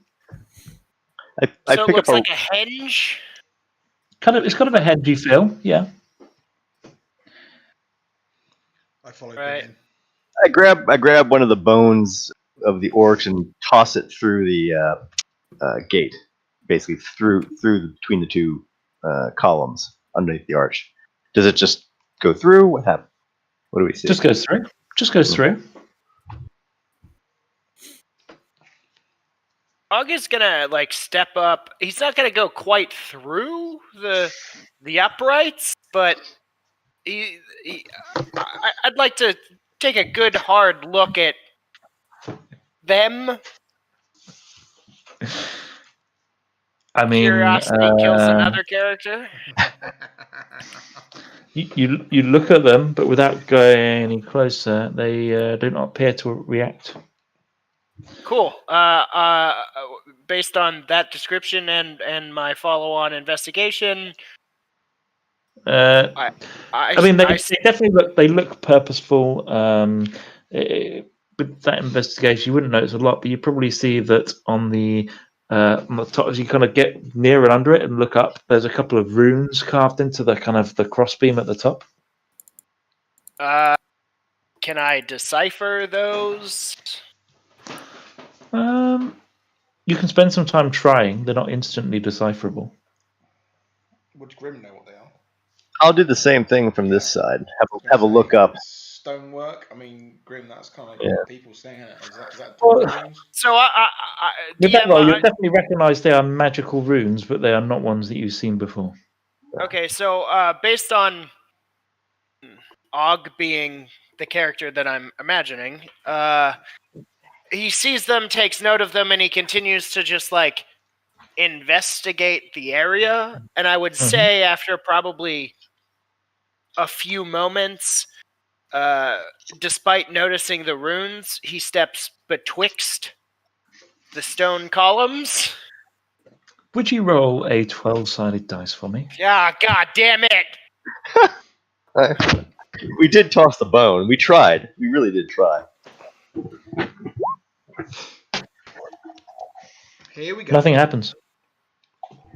You walk through, but you do feel the warm glow of magic being activated somewhere around you, but nothing appears to happen as you walk through. He comes out.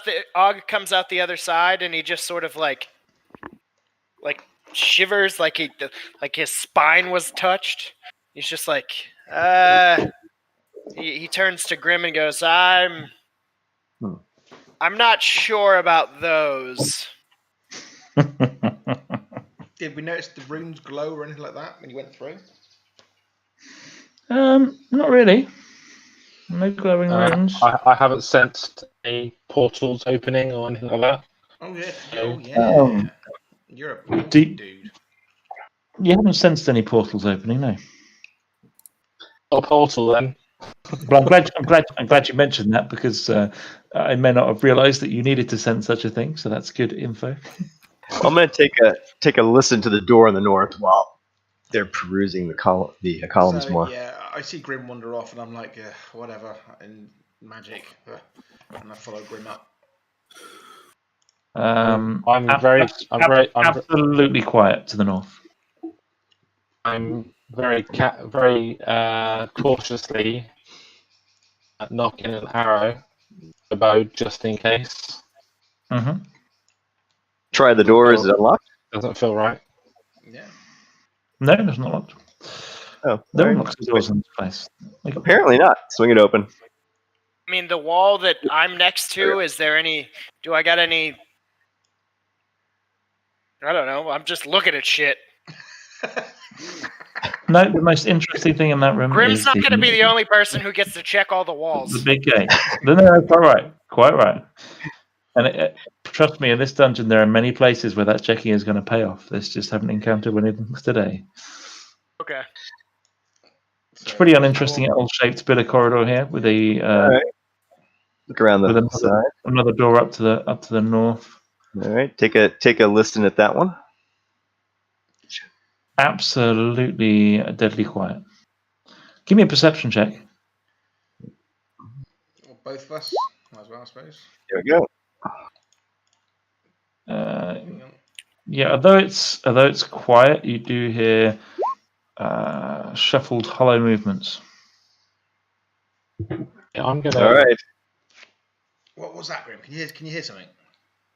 I hear some shuffled movement. Alen, you don't hear anything.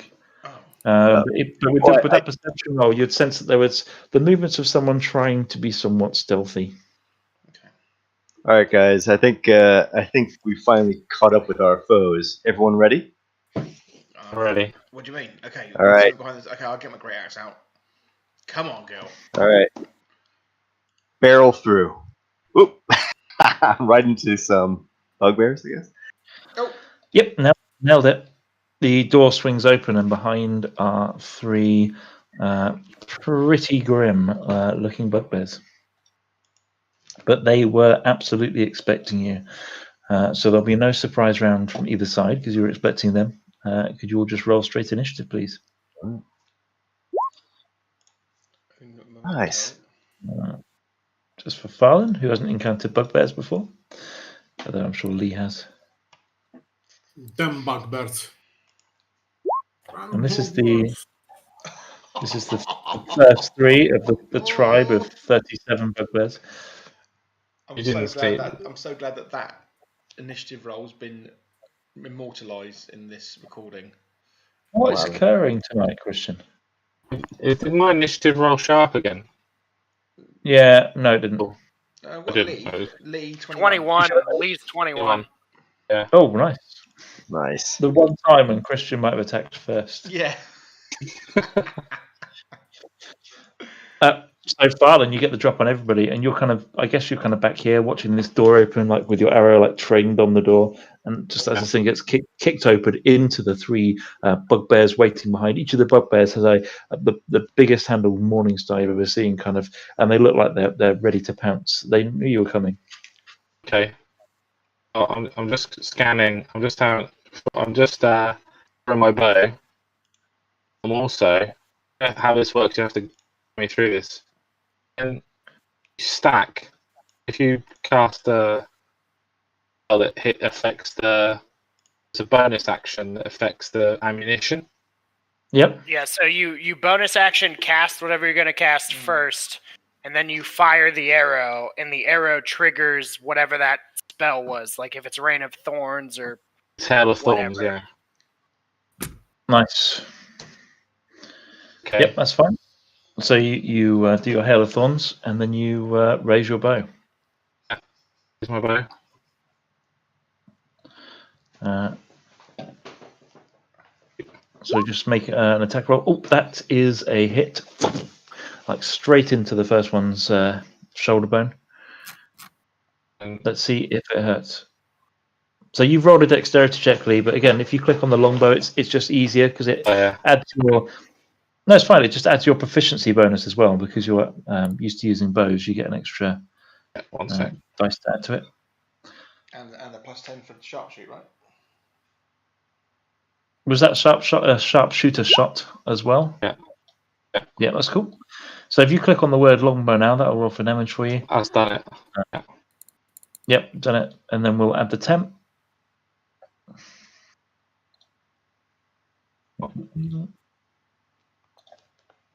That's great. So it hasn't rolled the damage yet. So if you click on the word longbow, it should roll the damage there in the chat window. That's it. Yep, 6 piercing damage. Add the 10 is 16. But also you've got your Hail of Thorns going off. Is that correct? Yeah. Great. So what that will add, if you go to the core part of your sheet, you will see you can click on Hail of Thorns just under where it says longbow, which I will do now. And it will tell you how much extra damage they do and what save they need to make as these thorns rain upon them from your shot. So you can click on that. I only rolled a 1. It seems mean for me to roll to you, and give you such an appalling score. So I'll let you roll an appalling score for yourself.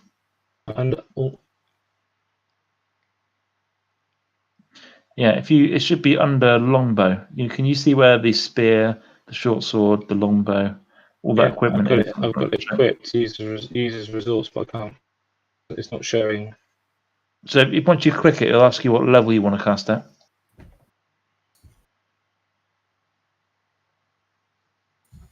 It's not showing at all under. Okay, I'll click it for you. Do you wish to cast it at level 1 or level 2? There's 3 of them, isn't it? Yeah, you've got level 1 and 2 slots, I think, haven't you? Yeah. Level 2 then. Level 2 it is. So yeah, it does 6 piercing damage to any of them that do not manage to get out of the way. And only one of them gets out of the way. Nice shot. Cool. So what does it look like as these thorns rain towards them with that arrow? What precious little light there is lost under the shadow of thorns. I didn't even see it coming. They really didn't see this particular thing coming. And you still get to attack again. Do we roll again? Yep. So you get Hail of Thorns, but you got to cast it again. I think Hail of Thorns is a bonus action. I'm just going to double check. It's the bonus action spell, and then when he fires the arrow, because it says next attack. Yeah, so he doesn't get this one. No, but he still gets his sharpshooter if he wants it. Oh yeah. So do you want to click on your longbow, Lee, or do you want me to? That's what I'm trying to do. Sorry, it's so frustrating. It's all right. It's been really frustrating tonight, guys. It's been. Yeah, it's just been. I normally never lag, but it's really hard to move my token to keep up with Grim and Alen. The only saving part is that I'm clicking on my sheet on DnD Beyond. So I'm gonna click that for you, Lee. And I've started using that this week as well. It's awesome. Finally, all your Hail of Thorns rolls have finally appeared, Lee. Yeah, cool. But I've managed to click on longbow for you, and you've hit with your sharpshooter. So if you go into the chat window and click on longbow, see what damage you do, and we'll go ahead and add 10 to that. Well, it's 19 damage. Was that the same one you shot the first time? No, I just clicked on the only longbow I could see. In which case? Target. Which target? Same target as the first one. Yeah. Oh, sorry. The same shot the first time. Yeah. He goes down. He goes splat. Right. And this is good news, Lee. Because where he was, you will see appearing. I feel like some of the others know what I'm going to say. Kill it with fire! Kill it with fire! You got to kill me. It is a small-looking brain-type creature on its own pair of little legs. Appeared where the bugbear was. I would think that would have been some useful information. Yep. Yeah, I mean, it kind of it looks not very happy to be there. It looks like that brain would much rather have been curled up happily inside a bugbear's skull. So, Alan, your turn. Over to you, Alan. So I'm sort of like burst through the door, my great axe up, and then I just see these like arrows fly over my shoulder, and then the bugbear collapses, and this thing which I instantly recognise comes crawling out. I ignore the Oh yeah, you love bugbear. those things. I ignore the bugbear to there, and I just literally. They're covered in thorns as well. Like trying to scrape all these thorns off themselves, and yep. I literally go mad. I think I go into a massive like rage type rage. Yep. And I throw all caution to the wind and become quite reckless in my attacks because I am so, determined to kill this thing. Rage, reckless, got you. Roll the dice. So, gotta love the differing play styles. And I just literally get Minos out, and it hums with some awesome power. It crackles with energy. And I probably miss. That's a hit. Yeah, so I've hang on. Let me just double check. I will double check. That's a hit. Was that a 14? It was a 14, yeah. Yeah, that is a hit. And then I've got, so that's actually, I've done one, so that's actually the +2 rage as well in that damage roll. Very clever with your macros this week, Mr. Duffield. I know, I'm so But then of course I've got a bit of Divine Fury going on as well, haven't I? So yeah, this looks like it's still alive, but it's a pretty smashed up looking brain. Like it's hobbling around on one little leg in a circle. Yeah, so and it's and at the top of its like the cranium is like blistered and bleeding. So I'm quite angry it's still alive, so I'll action surge and hit it again. Action surge? Have you still got one left after last week? I thought you used it. I get it back on a short rest. Yeah. Do you? Nice. Give it. And I will whack it again. Don't hurt my little brain. Oh my god. That's going to be so much damage. Yeah, this brain is pulp on the floor. Wow. Yeah. It's a waste of an action surge, but I get so infuriated by those things. No. It's not a waste. Those things can one-shot people. Yeah. So I stomp on it, and then I just ready my action and turn up to the bugbear there and go and just shout to the guys. They've got the brain things in them. They've got the brain things in them. And the next bugbear is going to. I don't know. What's this bugbear going to do? I think he's going to hit Og with his Morning Star for 5 piercing damage. Sure. Is that right? Sure. But then I think, even though it provokes an attack, he is going to one up this corridor. Slash it with the rapier. Yep, totally. Like he's seen the amount of people pouring into this room, and he's just been covered in thorns. Yep, absolutely. That's not going to hit from Og with the rapier. Alan, can use your reaction as well. Grim, you failed to get him. He was running pretty quickly out there. Oh, I can have an opportunity attack now. Yep. I like. Yeah. Ooh, nice. Alan, you are rolling like a demon tonight, and I love it.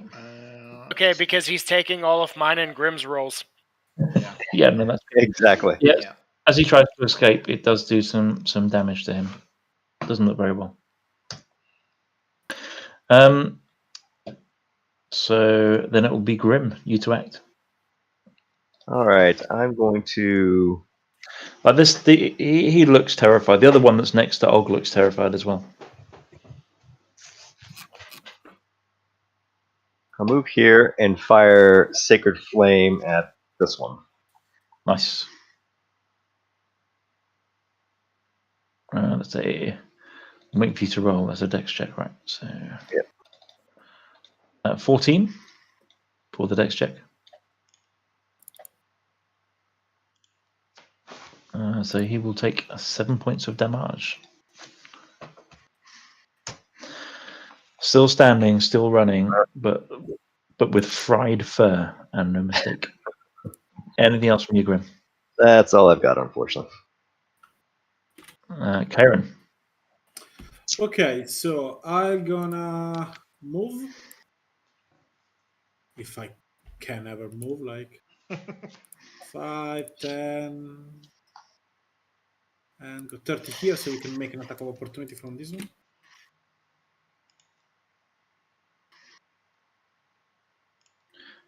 Yep.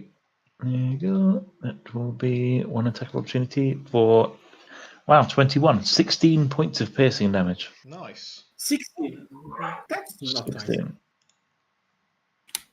I mean, it's a big, like, this two-handed morning star.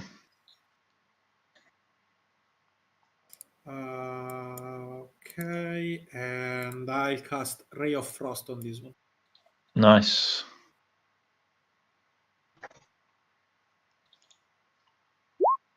You do so, and it's a hit, and he falls over. Down. And you see, he said, to the surprise of no one, like next to him and just off to the left, almost like it's kind of appeared and sort of teleported into existence, this little braid on tiny clawed feet. Anything else from you, Karen? Nope. That's all of my turn.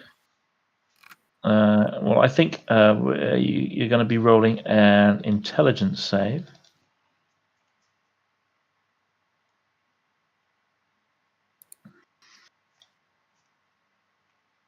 Should be fine.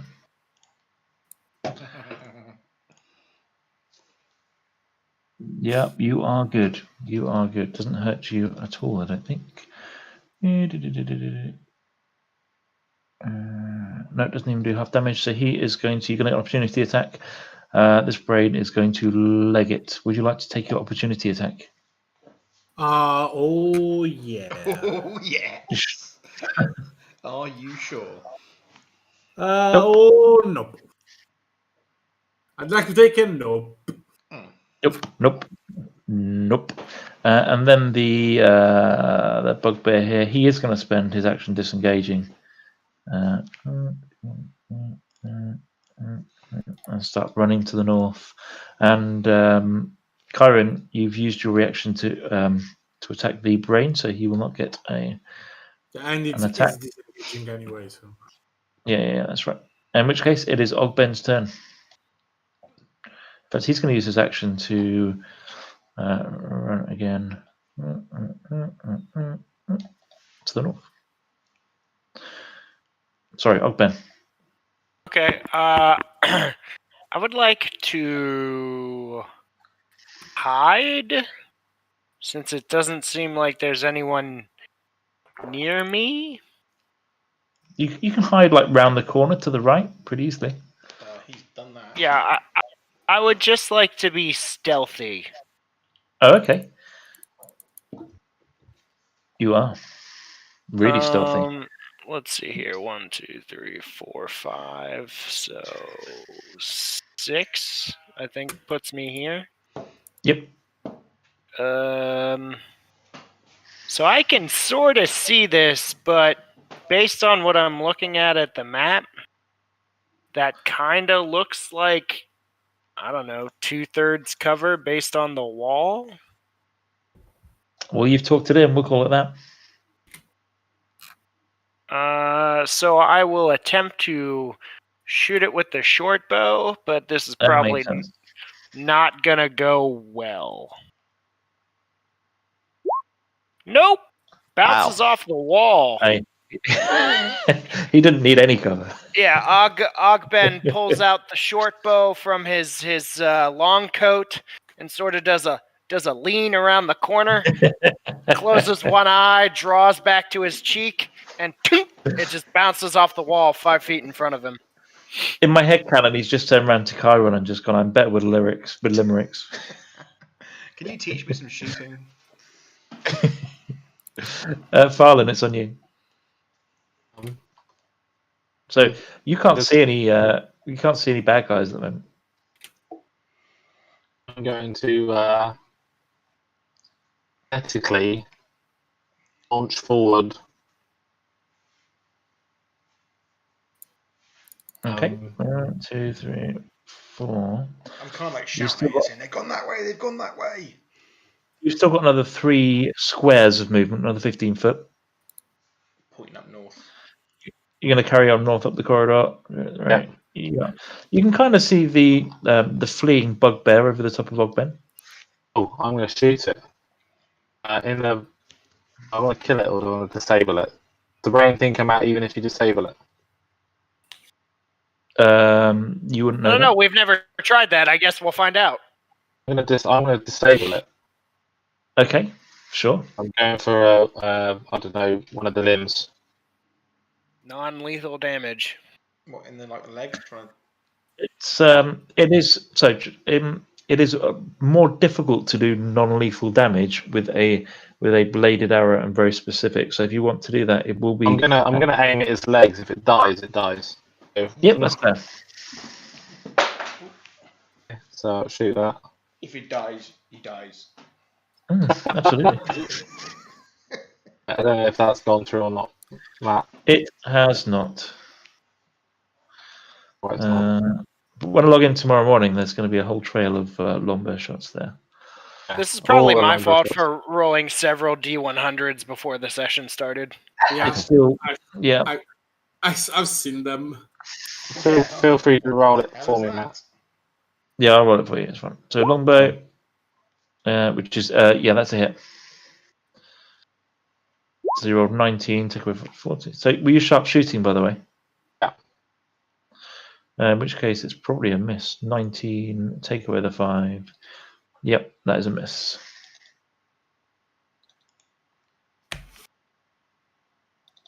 Sorry, buddy. You get to do it again, though, if you wish. You do. Sharp shooting or not, that is up to you. I'm going to not sharp shoot. I want to get the hit on the leg. Yeah, that's a miss as well. Oh. It's just too hard. You're trying to lean past Ogben, who's trying to lean round the corner with his crossbow. There's a lot of leaning going on. I mean, I ignore cover, don't I? But... Yeah. The cover didn't matter. It was just haven't been his armor. Alan. So I'm like charging up here. I'll go around the corner. So where is the brain thing? One man vendetta I can't versus see it, brains on leg. I can't see it, so hang on a minute. I'm going to 5, 10, 15. I hope you've got brain limerick ready there. 50. Pete. So I'm going to literally, in my rage, dash. So you've moved, 10 foot? Oh, you're going to dash. Whoa. Dash and literally gore this freaking bugbear thing. Oh, yeah. Ogben and Farland and Karen just get out the way as this charging Minotaur comes crashing down the corridor. That's a hit. Yeah. For 1d6 plus 4. Is it brought up the damage? Is that? Yeah, 9 piercing damage. It's piercing, it's my if you're still raging, you should add your rage damage. Oh, nice. So it's 15 damage. Plus 2? Because that has got that's right. On it. Yeah. No, I've got that. So 9 add 4 add 2. We're good. So it's not taking him out, but he's like kind of stumbles forward and turns around to see what's going on because he was just like he thought he was miles away from all you guys. He's dashed as fast as his little legs will carry you. Nice, well done. 9:30, yeah, 15. Yeah, that's it. Cool. Grim. All right. All on your own, son. I'll move next to Chiron and Sacred Flame on this one. Try to take him out. It's looking pretty good. Yeah, he does. Like it burns him up. Nice. Nice. Yeah, and yes. he falls over, and in his place, No! right next Of to, course. Of course. Oh, fuck. right next There's to a Alen. reoccurring theme here. Smart goblins have brain creatures. I mean, surely if there's one thing I've taught you about this dungeon is that bugbears have intellect devourers in their heads. But I'm not that clever as a character. I'm just determined to kill everything. Sure. But like, even with your intelligence, I think after 3 or 4 times, you kind of go, I wonder if this bugbear's got a... Anyway. The other All right, bugbears... once Ogben dies, I'm playing wizard again just to make Matt miserable. Just do nothing but fireballs, please. you don't need to do that to make me miserable. Right, okay. Grim. That's all I've got. That's all Go you got. for it. Okay. Hiram, it's on you. Okay, so I'll move. 1. Eventually. I'm going to start shouting, there's another freaking brain thing here! Oh dear. It's like a phobia now of Alan's. It's just little brains on legs. It completely done me in So, the first session. so this one is alive, but really... In front of me, yeah. No, Yeah, this one here. Yeah, that one's alive as well. Yeah. Okay, Oh, I didn't see that. it's pretty beaten, yes? No, you charged past it up the I did. corridor. Yeah, I charged past Yeah, no, it. You Okay, killed I'm one gonna- brain. The other brains haven't taken any damage. I'm gonna cast two Eldritch Blast on this one. Nice. It works against dwarves. Why not against brains? It's a miss and a hit for 14 damage. So it does get like smashed to the floor. You knock it off its feet with the second blast, so it's bruised and beaten, but still crawling. God, I can see Anything else from you, Karen? see it No. happening. Yeah. No. I'm gonna stay a little bit on the wall. My rest of the movement. Oh my god. You're gonna see this little brain here. It's just gonna leg it.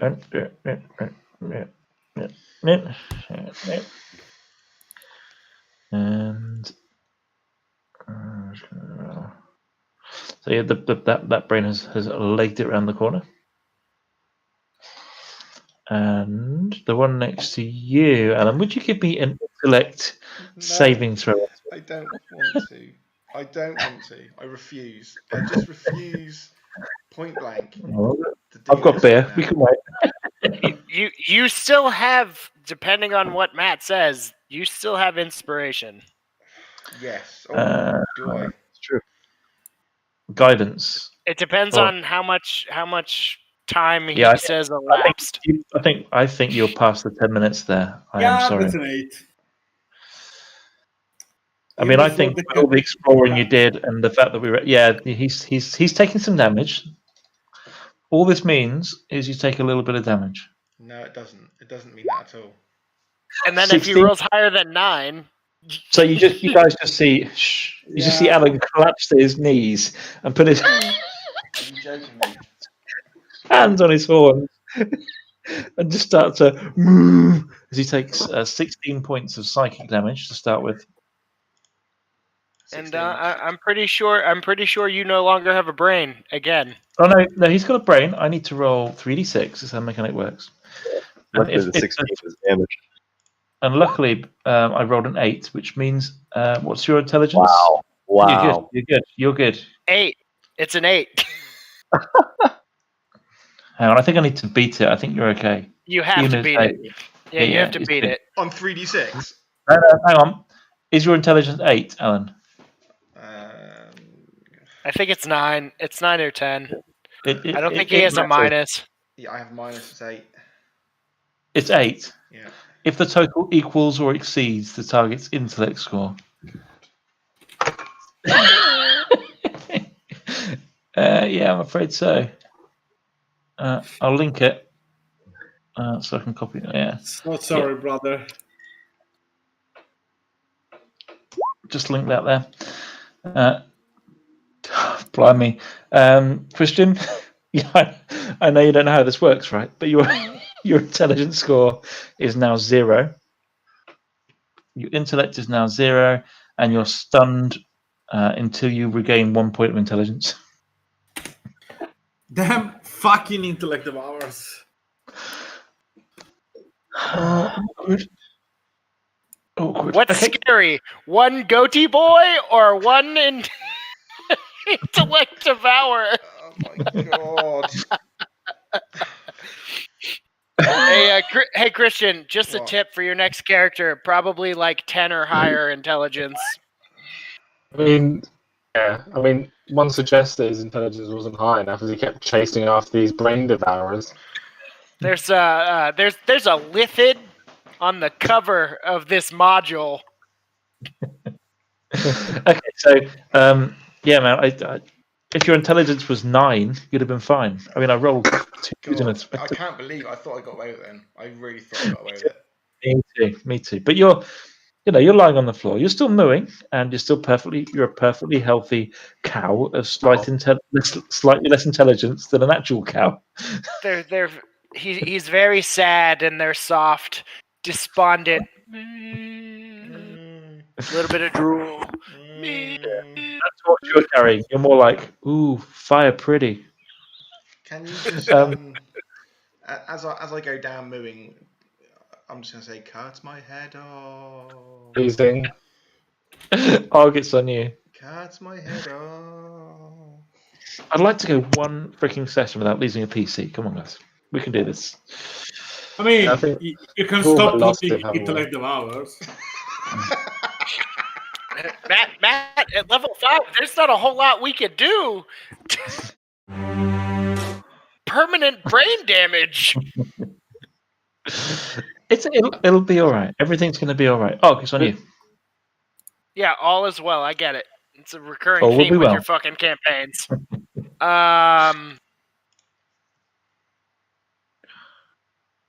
But he's still at health. Is there... Christian, are we still streaming, or have we just stopped in a huff? Yeah. You're like, Is there anything that I can do to help him? Probably not at 3rd level. Second level. Fuck. I think the best thing we can do to help him at the moment is to clear the area. Yeah, sure. Triage. Why not?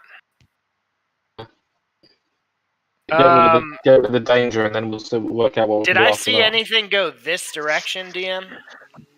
yeah. So the other brain, the 3rd brain that you haven't yet dispatched, ran off this way. All right, hell, I'll do full movement. Sneakily, mind you, using my previous roll of 28 to go 30 feet this direction. 1, 2, 3, 4, 5, 6. Matt, can you still mark You pass it. where my body is? Because I need to, so that I can see the map for the stream. I need to move my token. If that makes sense. Yeah, makes sense. Unless you can do some shenanigans with my settings, but For my action, here. You can't see your I would token, like to- Christian. Sorry, Pete. No, just where my token is. I can't see what Pete's doing or anyone because I can't see it physically, as it were. So people can't see what's going on in the game. If that makes sense. That's fine. You move your cow all over the place. We'll remember where you are. It's fine. Okay. Sorry, I was saying. Sorry, Pete. yeah, for my come around action, the corner here, DM, you would see like the door opening here, and you can hear goblinoid voices from this room to the north, laughing, if anything, and yeah, okay, laughing so and shrieking. I guess There's like a little, that- there's like a little curtain across here. There's not like a door; it's like a curtain just to the north here. Okay, so I would like to... I forget what the rules for readying an action are. Well, you if you haven't used your action, you just say, "I'm going to ready an action for when," and it's like a little program. When the when happens, you do the when. Right. I get what you're saying. I'm trying to This is Chiron, right? Directly behind me. Yep. It is. Can I like, your call, DM, but I would like to aggressively whisper in his direction. I'd call that an incidental. That's fine. Like you can do that as you just see it and as you're moving. That's okay. You can do that. I mean, without I don't even necessarily know that it's a whisper. It's more of just like. As long as it's like one or two words, exactly. That's it. Yeah. And then I would like to inspect. For my actual action, I would like to inspect this door for stuff. Yep. Yeah, sure. And you don't see any traps or anything, but you do see. Kind of put your ear to it. You could hear Anything snoring under the door or anything like that. No, but you can hear snoring. Okay. Like high-pitched goblinoid snores. All right, that's all I got. Farlan, the Seeker. Okay. Is that anything still near Alen? So Alan's actually here, but the brain. If I copy and paste Alan, I can copy him where he actually is. Leave a little red dot somewhere. Yeah. Be right back. Yeah, no problem. So to the north of Alan, you'd be aware another brain has run off into the distance. Did it run this way, or did it go down this corridor around the corner? It kind of went around here, around this little turning there. Gotcha. I don't know about you guys. If it's running away, they come back in your experience? No. We bumped into them afterwards, but they don't come back. Okay. In which case, I'm going to back off towards where others have moved to already, in my sort of silent, coffee type way. Nice. Feel like I'm walking on dust. Oh, sweet.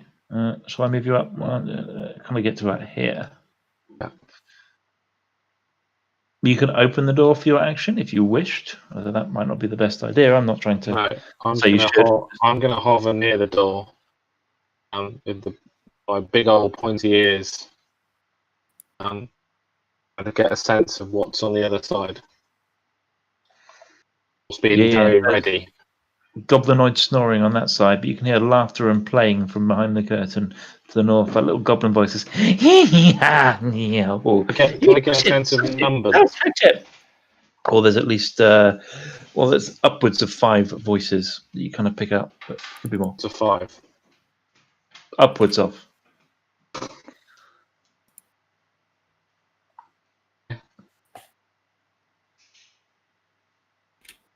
Anything else from you, Farlan?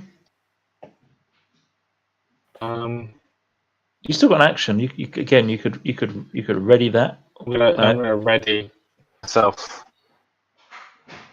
So like knock an arrow and have it ready in case you see anyone come around the corner. Arrow's not. Makes sense.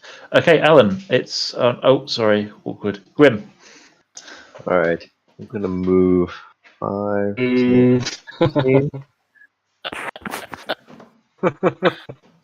20, 25, Yep. and I'm going to ready Sacred Flame should the little brain come around here. Okay. Chiron. I'm going to stay here and ready an Eldritch Blast if the brain comes in. Because Great. I'm not trying anybody. Okay, and just going to do a thing to say what the things are doing with the thing. Just make sure I'm doing the right thing with the thing. And he pops there. And like, as you guys are listening, suddenly, like all the laughter and the noisy goblins to voices to the north, suddenly they go very quiet, and you hear like a certain shuffling of getting ready.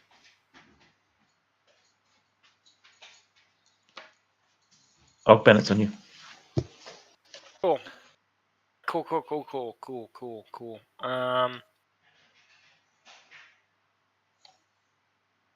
Is this a compatriot of mine?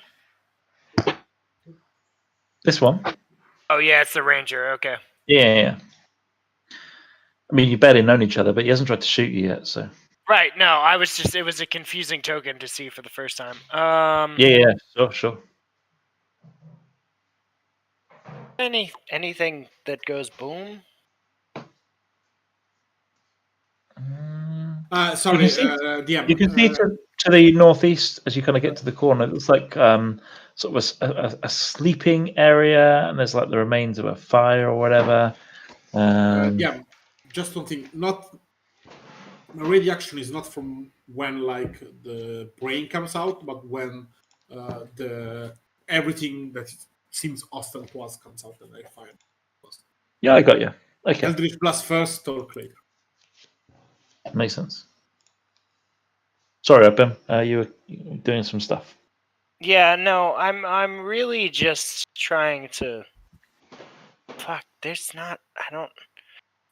This character idea takes so long in levels to like actually start doing anything.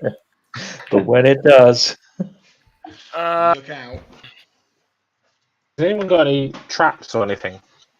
Got a way of setting up ambush? People asleep in a room. So if we take out the goblins that are throwing it up, whatever it is they're doing in the room, they're gonna wake the one snoring in the other room. You know what, DM? He's not risk adverse, so we're gonna move Ogben here. so he's got this red curtain thing gets in the way, and he kind of clambers past it. He's still like in a stealth mode. He kind of looks around the corner, and he sees several like goblin arrows pointed at that curtain, like at him. Dope. And you're going to see them pop up on the initiative order now.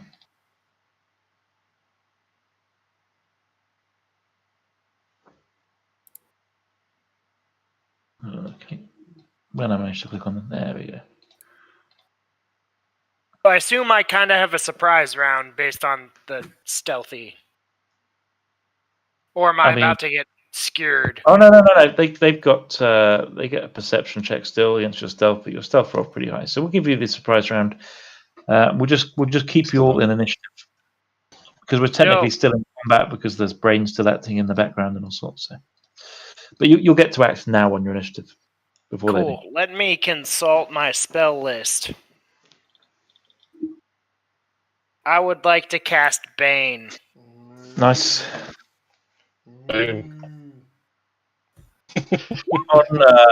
On this one's forehead is like a tattoo of the circle symbol with the radiating. Yeah. It's a Xanathar related tattoo. Sure. So I would like to choose for my 3 targets, 4 targets. What's it say? 3 targets. Okay. This corner, like the one directly in front of me, to his left, to his right. Yes. Yeah. Got yeah. I'll blue dot them. Cool. And then I'll roll just minus D4, isn't it? It will be a minus D4. But they have to. They got to fail a charisma. Charisma. Okay. And what's the DC? 13. 13. So 2 passes, 1 fail. I'm going to assume the one closest to you is most likely to have failed because he's not expecting you and he's got the brunt of your attack there. Dope. And then Ogben is going to step out and go around the corner. That makes sense. And he's going to... Oh, fuck. Wait. Alan's not actually here. He's just here for camera. Yeah. And he's going to attempt... The world's only Minotaur cameraman. Some, hand signals to the ranger to let the ranger know that one of them One of them's baned. And then step I around don't know the what hand corner. signal that would be. It's universal. It's universal guide. I'm a The guide. I universal understand hand hand signal signals. for Bane. Truthfully, it's probably him just standing there like,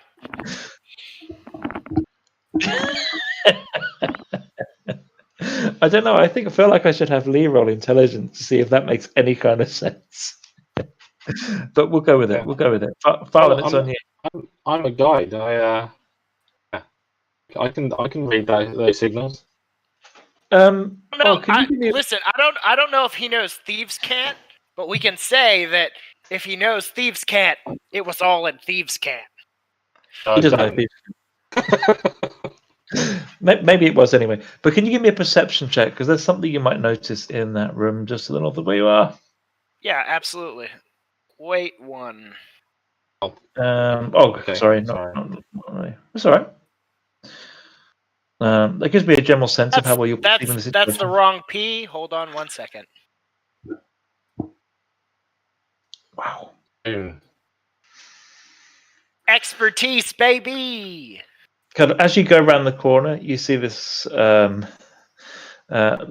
brain with clawed feet disappear underneath one of these little tenty sleeping bags. Just kind of see him trying to hide out the way there. That's all I got. Okay, cool. Farland. Well, I'm wondering how these brain things work. I'm wondering if it's possible to turn one of them onto one of the goblin dudes. Shoot a goblin, or do I shoot into the sleeping bag and disturb the brain? Or am I just being too smart for my own good? I'll be right back. That's all the help you're going to get from him. So, I'm just gonna move. Give me an intelligence check.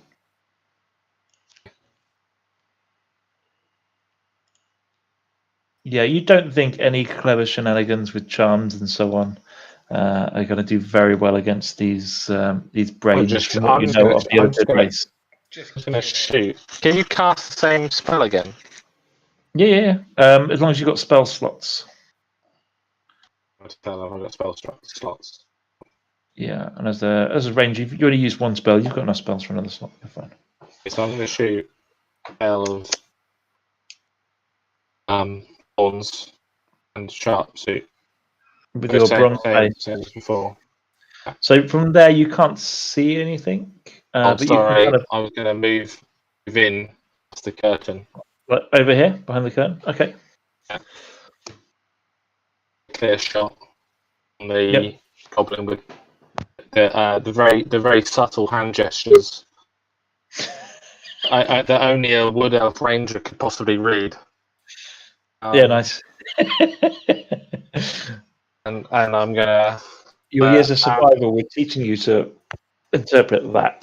The fire. So is the goblin with Bane surrounded by the other goblins? The closest one. In close proximity. Yeah. Okay, so yeah, I'm gonna shoot the center, the one with Bane. Bonus action, Hail of Thorns. Yeah. And I'm trying to click it. And okay, that's fine. I will click for you. Okay, so we do Hail of Thorns first, and then we're going to do longbow attack, which is you sharpshooting or not? No. Right, so that's a hit, and the just check on the. I don't know the range for like Hail of Thorns. Is within 5 foot or 10 foot. The original guy. It's within 5 foot, so it will affect all 4 of those goblins. So there will be 4 dexterity saves there. This can be really nice. Oh my goodness! Only one of them passed, and the damage on your thorns was oh my goodness 10. So what you see is like the first one goes and just takes this longbow shot straight to the neck, and the rest of them just die screaming as this hail of thorn just slams into their eyes and the tops of their heads. Right, and out of as one of them draws its last breath, next to this goblin, draws a slightly familiar-looking brain appears. Okay, I can attack again, right? Yes, you can. I'm going to attack that brain. You just knocked out 4 goblins in one shot. You see, this is what the group needed early on. Some good old-fashioned melee. And now there's 4 intellect devourers. Congratulations. Well, this one looks like it's taken some damage. You may have seen this one before. I assume the other guys were just regular goblins, right? Right, they're regular goblins. Yeah. So I'm gonna shoot. I'm gonna pivot on my heel, for another arrow, get firing one How fluid can one motion at reverse the the brain. effects of intellect devourer's ability? Are you googling it? Googling. Sorry, I think it's greater restoration, right? Yeah. pretty much. It says It's a bit out of relaxation as our well. As in, like, It's a chill for hit. week. And the brain just takes the amount of damage. It does not look very well. Good. It's taken some damage already. It looks like it's nearly ready to fall down there. Anyone wants to come on and finish it up? That'd be amazing. He shouts through the curtain as the goblins train their bows on him. Alan, it's your... No, forget it, sorry. Grim. Oh, that Alright. hurts, man. Well, I can't make it down the hall fast enough. I'm a short dwarf, so I'm going to go see if there's a backup. 5, 10, 15, 20. Shot through the heart. Nope. Guess not. You can dash. 25.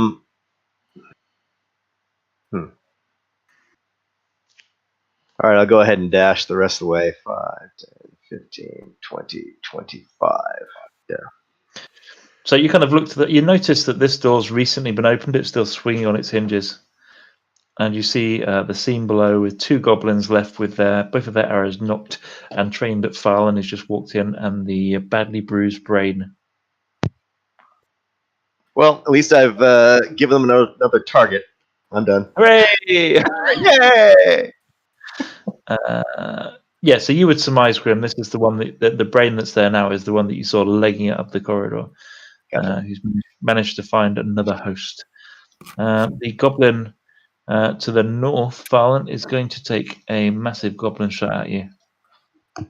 With 8 piercing damage, 21. Farlan, first damage of the game.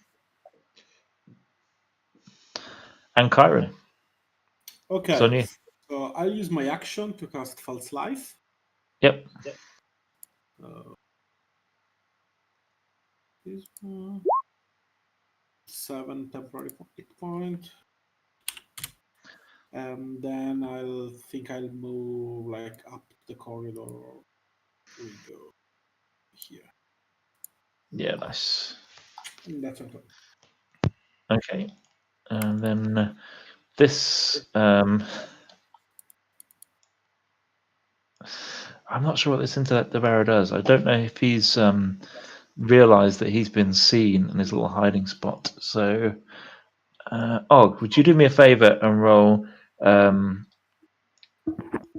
a 20-sided dice. I want to see if this intellect devourer sees he's been seen. So I'm going to have you roll it because it probably affects you more than anyone else. So Pete, just give me a d20. 3. Yeah, he sees you. No, he hasn't seen you. That's his check. So he's still going to hide this turn. He will not do anything. Okay. You kind of see him ruffle around and then go still. And then...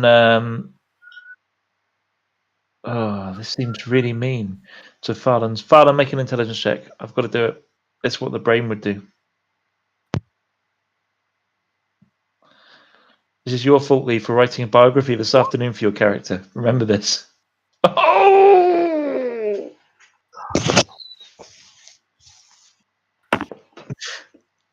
Welcome to the party, pal. Hi. Oh, no. Hey guys, just so you know, for all of your second characters, intellect is no longer a dump stat. No doubt. I went I went 30. I went medium level on the intelligence, thinking it was What's your intellect, Lee? intellect. Intelligence 13. That's good Fine. news. One. Good. Okay, so here's what happens. You see this thing kind of run towards you, clutch your head. This agonizing pain hits you for 5 points worth of psychic damage. That's now on top of the damage the goblin's already done. Are you able to take your HP off your sheet, or do you want me to do it? I'm taking off. Cool. So that's 5 plus the piercing damage from earlier. And you sense like a real crunch on your brain, like it's trying to constrict, and this thing's trying to somehow devour it from within. But you manage to resist as this brain doesn't know where to go. Like normally he'd be, so he's probably you're gonna get attack of opportunity. He's probably gonna run to the west there and try and hide behind the goblins. So if you give me just a normal attack roll, or I'll do that for you. Me? Yeah, with your short sword. I've rolled that. If you want to click on short sword to roll for damage. Well, I just realised I got plan. I don't know if this makes a difference. I got plan our warrior. The bonus action: choose one creature you see within 30 feet. The next time you hit that creature on its turn, weapon attack, all damage dealt by the attack becomes force damage. Creature takes 1d8 force damage from the attack. Yeah, you can totally use that next time, but you've used your bonus action for Hail of Thorns on your turn. Okay, with you. Short sword, yeah. Yeah, just click on the short sword, and we'll see if. This thing looks pretty badly bruised. It wouldn't have chosen to fight if Grim hadn't appeared at the north chasing it. But yeah, let's see how much damage you do into the chat window. And then click on the word short sword to get the damage there. Yeah, you kind of, this thing kind of, you get this headache, and as you recoil from it, you just pick up your short sword, you turn around and like pin it to the floor, and it dies. Christian, if you're still watching that, that's how you survive an intellect devourer, by the way. Yeah. You just kill it. Sorry, I'm watching TV now. Sorry, what's going on? Or you do like me and just pass every. No, just trying to be helpful. That's if for next time you roll a character, that's just you just pass the check. I've already got 2 lined up. It's fine. And then you kill it, and then you just kill it. It's fine. All right. Okay. Next. Just a little. Oh, Ben. It's on you. Right, so we've got two more goblins to kill, yeah? Yeah, and this brain which is hiding, but Ogben knows it's hiding, and don't disturb it. yeah. I mean, it would know Ogben was there, but it doesn't know Ogben's seen him. Oh, so you do sneaky. Yeah. I will continue to be sneaky. Do you need me to re-roll sneaky? Yeah, I think so. But that's good. You're good. Okay. I would like to... Ogben would like to hug this wall. Yep. And then, get to about here. Yep. And stab the fuck out of this brain. But it's my last brain toy. You do so. Roll the attack roll. Roll the attack roll. It's a hit. It's a hit. It's a hit. And with a yeah, there you go. And oh man, yeah, like it's still in. It's like hiding under the sleeping bag. Your rapier like goes into the bag. Like, it's dead. All right. Hey. He's okay with a rapier, but he's not very good with combat arms, so it was probably just like the tail of the donkey. So that's another way to kill brains. Yeah. Have you got your notes, Christian? Just make it. I mean, the second character is exceptionally well at killing brains. Yeah. Christian's next character's got intellect 19. Because I absolutely dumped, I didn't dump intellect in this one. Like it's 12. It's only a +1, but it's not a -1. One, yes. All right. Intellect. Next character, Christian got is going to be an artificer. Valen, it's on you, and there are 2 goblins in the room. That's what I get for trying to play a stoner. Hey, man. Okay. I'm going to. You can Hail of Thorns again, or you can just try and shoot them both. Or I'm gonna Hail of Thorns. Probably level 1 now. I think you both have level 2 slots. Last one, I think. I'm going to go ahead and roll their dex checks. They both failed their dex checks. So if you hit, they'll both be taking damage from the hail. So can you roll your longbow, or do you wish me to do that? If you could do that, that'd be amazing. Yep, that's it. Cool. And then hit for damage. And then that is 10 points of damage. And wow. Yeah, they're also very dead. I just need to roll your thorns damage.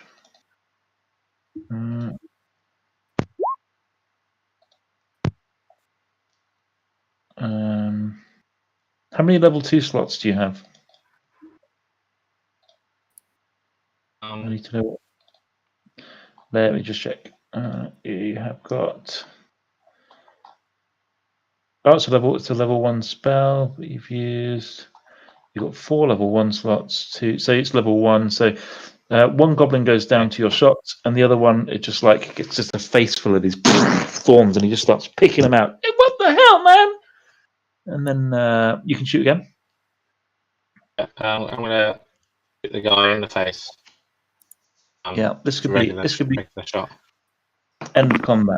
So this is getting the glory. Nice. Lee, how do you wish to finish this combat? I'm just going to casually walk over and retrieve my arrows. Nice. Yeah, you destroy them in the calmly face. putting them back in the quiver. Yep. You recover half of your arrows spent in this fight. And you are now out of combat time. What does the party wish to do? With the fact that one of them is now on the floor going, move. Can I just say something? I like to move it. I just if it's okay with everybody, I wish to stop here for me. If you want to go out, I'm so sleepy. So if it's okay, I'm gonna phase out a little bit. That's okay. Well, I'm going to let them carry on with this little explore of this area and work out the next part of the plan, and then we won't go much farther into any combat stuff. Yeah, okay. I mean, if you want to stay in the exploring, that just group. Yeah, cool. Okay. No problem. Sorry, guys. Cheers, fella. No worries, mate. No worries. We'll see you next week, man. See you next week. So I go back to Alen and guide him into this room. Try to. I can't drag him, but I guide him over into this. Yeah. I mean, he's stunned. He's going to need he stumbles and a bit drag. He's just he's barely functioning as a. Talking about Alen. Obi would like to do a very in-depth check of this room, overturning furniture, under couches, lifting cushions. You find what I'm going to call the brain hive, and roll for initiative because you've discovered 5 pulse. No, they are. There's not a lot there. Like there's food. There's all the goblins. Of all the goblins that you've killed, it looks like this is where they lived. There's again, there's bones. There's there looks like bits of a statue. Like there was a statue in this room at one point, and that's kind of been broken into bits and defaced. And there's goblin graffiti on it in charcoal and look like obscenities. It's a pretty miserable looking room. But you get the sense from the way it's set up. There's some spy holes over here in the corner. This was probably a watch post of some kind. Hey. Yay! Farlan. Yeah, I'm going to quickly have a look around the room. We just cleared. Yeah, sure. Well, that makes sense. I mean, there are in the corner of the room. There's 2 halves of a cloven shield, and there's a human skeleton which just looking at it, it looks like it's been played with a bit. Nice. Yeah, based on the there's the shield. I'm gonna pick up the shield. Look at it closer. You kind of put the bits together, and there's like a word on it. If you put the bits together, you can read the word Nimwraith. Like Nim is on one half and Wraith is on the other. You can put it together, Nimwraith. I don't know what that is. That's interesting. It's a name. It's got a capital M. Looks namey. Presumably, the skeleton was Nimwraith, or from the house Nimwraith, or from Nimwraith. That would make sense. That corridor that you were running up. Give me a survival check. Me? Yeah. I wasn't running up a corridor. No asking Howard to do it, because he would suck at survival. If he took that check, it would be a disaster. Thank God I didn't ask Howard. +7 is awesome. 1 sec.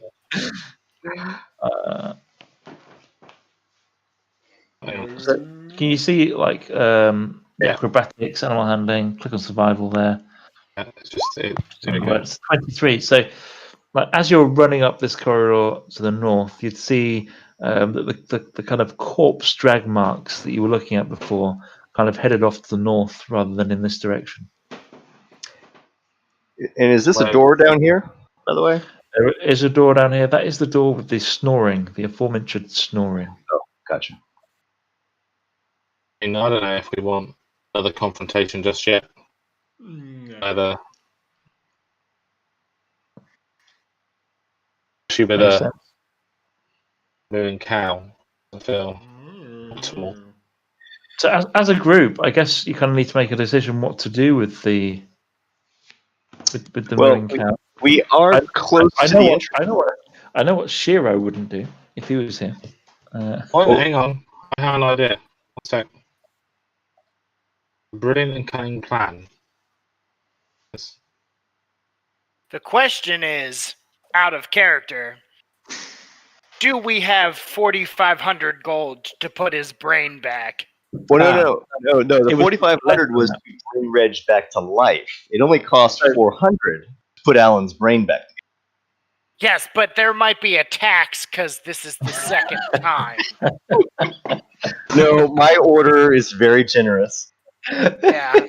Might be a discount for a pizza business.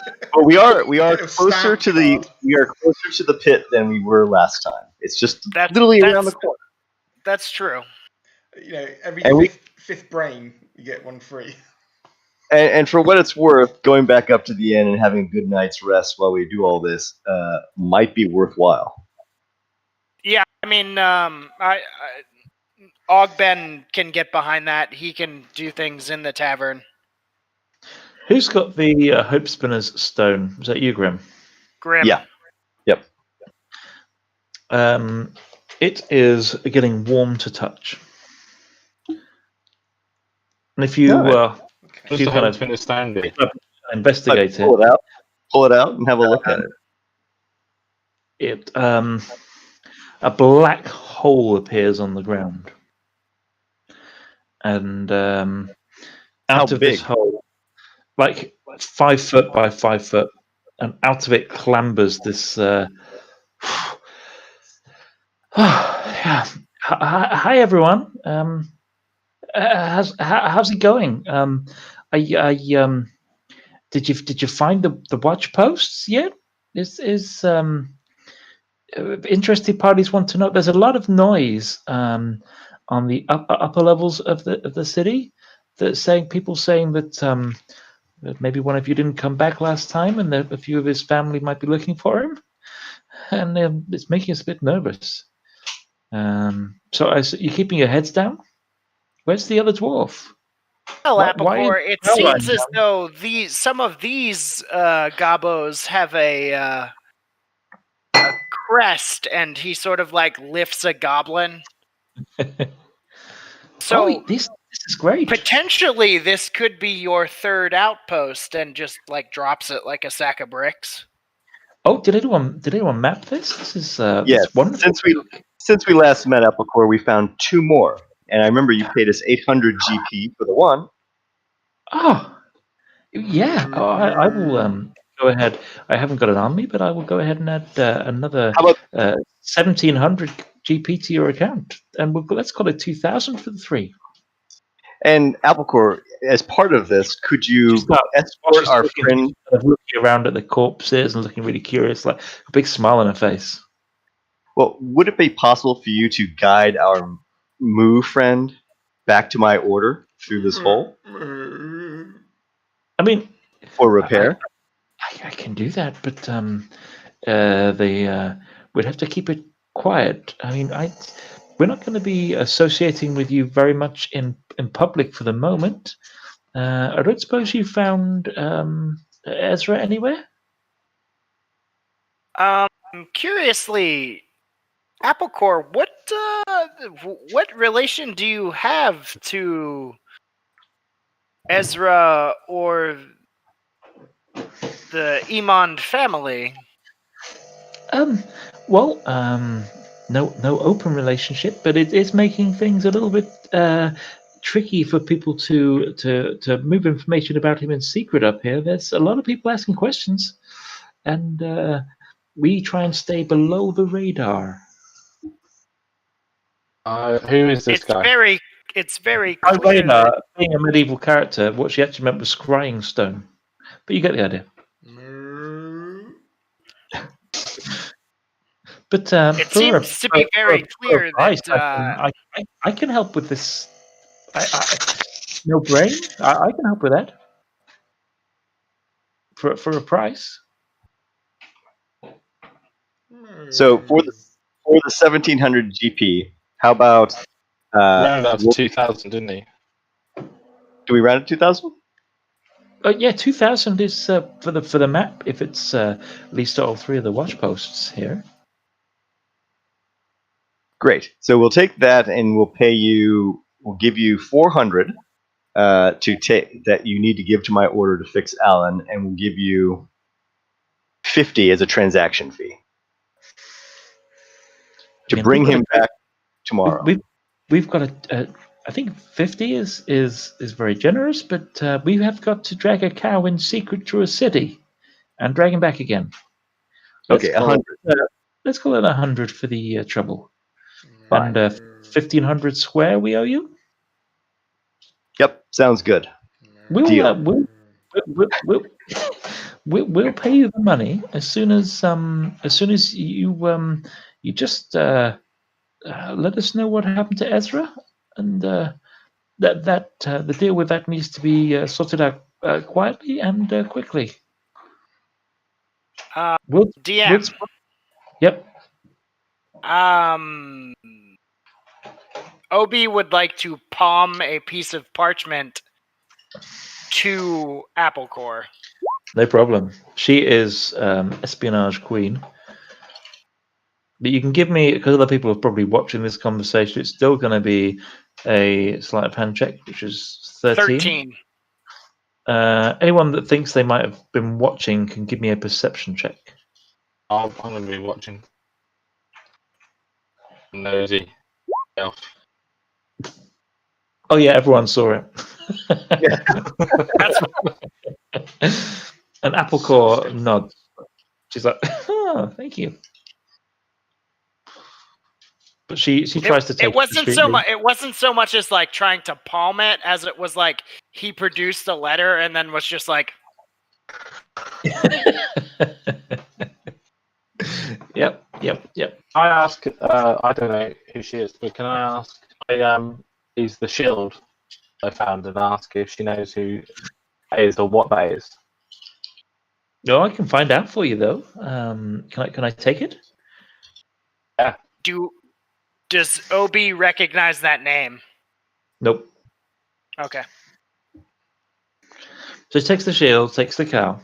I'm just gonna take him through. We'll take the money. We'll bring him back, but I can't. I can offer you a place to stay up above for a little while. You guys are going to need to make it on your own for a bit until we smooth things over and find the fish. So, to be clear, you're taking Alen to Yep. our order, fixing him, bringing him back, I and you will. owe us 1,500 GP Yeah. as we progress with Ezra. Yeah. Done. Great. I guess this is a new thing for me. Could you just kind of push him into the hole for me? He's a little big. I grab a leg. Anybody? Sure, I'll make a strength check. It'll be hilarious. I think if it's a cow, you just give it a little pat. I think I twist his leg accidentally. You fall over. So Grim tries to pick him on his own to start when he kind of falls over with this Minotaur on top of him, like help me. And then the other two kind of pitch him and he kind of just falls like a stone through this hole, like vroom, and disappears into this magical ball. Listen, she said, this place looks as safe as anyway. Try and bed down here for a bit. If you got ways of keeping yourself safe, I suggest you do it. We will we'll get back to you in the morning with your cow as good as new. Thank you, Applecore. Do you want to follow that advice? Great. I will see you. I will see you next time. I'll see you in the morning. Could you please try and look after this one? This cow seems to not be too good. It's his third brain. It's his third. So she forgets about the hole on the floor, and you just see Applecore walk into the wall and disappear, and the hole on the floor like vroomf, goes. Interesting. With me in tow. Yeah, you've gone. You're through the hole. Cool. So yeah. And what time is it at night? Is it nighttime?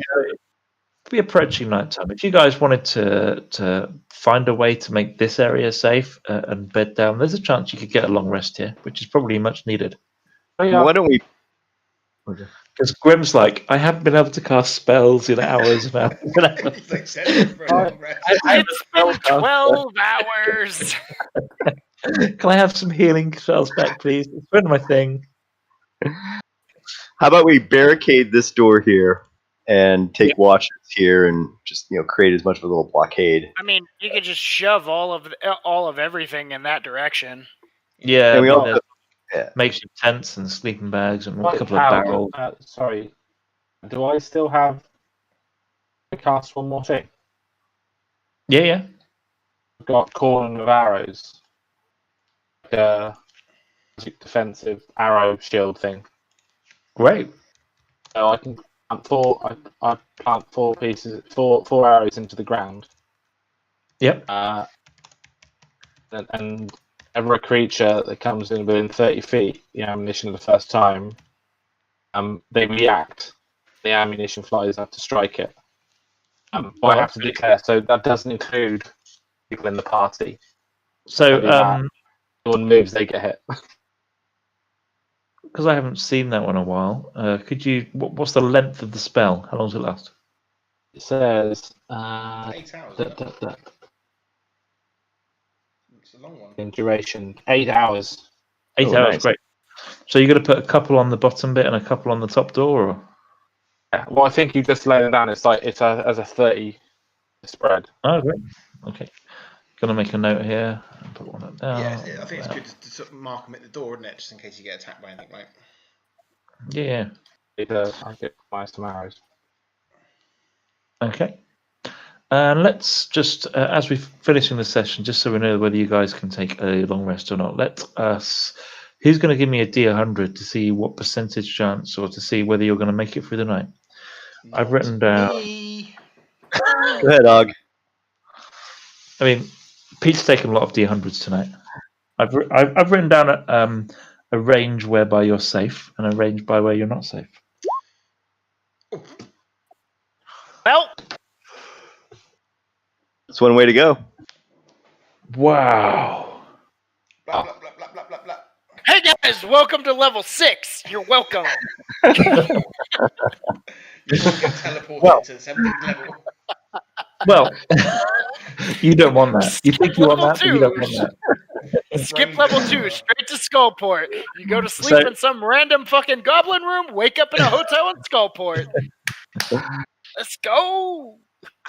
With that roll, so there's a door to the south, like full of these snoring goblin eyes. But Indeed.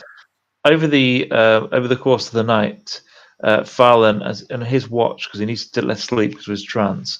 Uncle he just watches as they creep off, looking a bit embarrassed. It's up to you if you want to start a fight or not, or whether you want to take your long rest. But they're all gonna creep off into the night. Because they just see these arrows on the floor. They look at the corpse of the bugbears, and they're like, "We're just gonna go now. We're just gonna." Is that right?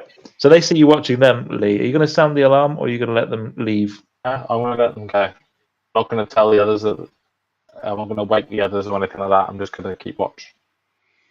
You see a total of 9 goblins leave for the night, like in a 4 first, and then a couple of hours later, another 5 creep out. I'm glad we didn't take them on. Yeah, no doubt. We were. Yeah. So you can all gain the benefit of a long rest. Next session, Alan, you'll be returned, braid intact. Again. Please don't lose this one. Doesn't he build up an immunity at some point? I don't know, but Yeah, doesn't the DC for the DM get harder after you remove so many brains? yeah. I honestly don't know. I don't know. Here's the situation. Apple's going to deliver him back, but she's not going to provide you guys a safe, as your patron, she's not going to provide a safe place for you to stay up above until you're able to successfully placate the issues she's having with Ezra's wider family, finding his Y'all body. wanted to sleep on Reg. Yeah. We're Still gonna be an issue. 1,500 GP closer to getting his ass back in business. So Yeah, absolutely. can't wait. Trade So captain of Waterdeep. But your credit's looking better. Your credit's looking better. That's good. Yeah. Well done. Well done, Lee, for your first session. I think. Yep. Welcome, Lee, to the Lee, game. welcome Much to the needed. game. Yeah, I think you smashed quite a lot. I mean, the group desperately needed some AOE, and Hail of Thorns Yes, indeed. really kicked the shit out of it tonight. Yeah. I mean, you had a Minotaur for a little while helping you beat that guy. Yeah. Is that a fourth? Waypoint? It is absolutely a fourth Six, isn't it? milestone. So you are 4/6 of the way to the next level. And Okay. also, I've added a milestone point if you can rescue Ezra as well, because it feels like a deed worthy of a milestone. It's a bit of If you manage to do motivation that, for us, isn't it? I have added that as a milestone into your map. So you have 2 more milestones to go before reaching the next level. You've defeated all 3 of Xanathar's watch posts. That's not to say the level is all of a sudden devoid of goblins. One might argue in the time it takes for you to rest, Xanathar might start to wonder why he isn't getting any messages back from level 1. Just a thought, something for you to ponder about before next week. But in the meantime, guys, well done for that. It was a good session. Yep. Yeah. I'm just saying, by sheer volume of the map, if you zoom all the way out, maybe half. And we have explored some of the northern part. It's just it got shrouded again. So we're getting there. The rogues said, "Don't fuck with our territory," and I mean, you gave them an ass kicking last time. Up to you how OB doesn't prepared you know wanna anything be. about that, but I as a player, anytime a character's like, "Don't fuck with my stuff," I'm like, "I'm gonna fuck with your stuff." Yeah, I mean, just how motivated you are as a party to go that far. It depends what your goals are. You'll need to think about that. But there's times we have. But you've all survived. There's been no PC deaths in my session. I was getting a bad reputation, and I just was desperate to get through the session without any PCs dying. And technically, Small no victory. no one died. But can Right. you get how long before you can get Greater Restoration, Merg? It's a few levels. I think it's like a level 4, 5 spell. I think it's level 5 spell. Yeah. Yeah, it's gonna be rough. I'll say this, Matt, that if this character dies, I've got one more that has I've got one more that can tie into the story. After that, I'm just gonna click a randomizer and play that character. Well, I've created a Kenku which I want to link him with 6, Pete. He's been made out of some DNA from 6, some way. So interesting that you think there's ties to the last campaign in this. Yeah, I created him today, and I thought it'd be so cool if he sort of linked some way to 6. Anyway, because I was thinking about it earlier, and the next wizard character I play is going to have a raven and or magpie, and its name will be 7. Okay. Cheers, everyone. Yeah. Anyway, right. Cheers, guys. Till next week. All right, boys. We'll see you next we get week. 500 viewers this week. Was it, Christian? Or? 500 million at least. Yep. Yeah. Nice. So many. I think I saw 8 at one point. Wow. But there were 6 of us in the stream, so I have no idea how many extra people that was. Nice. I think Dave's watching right now. I think, but yeah. Is it? Right, cheers, guys. It's been a lot of fun. All right, boys. See you next week. Bye-bye. Bye. Bye.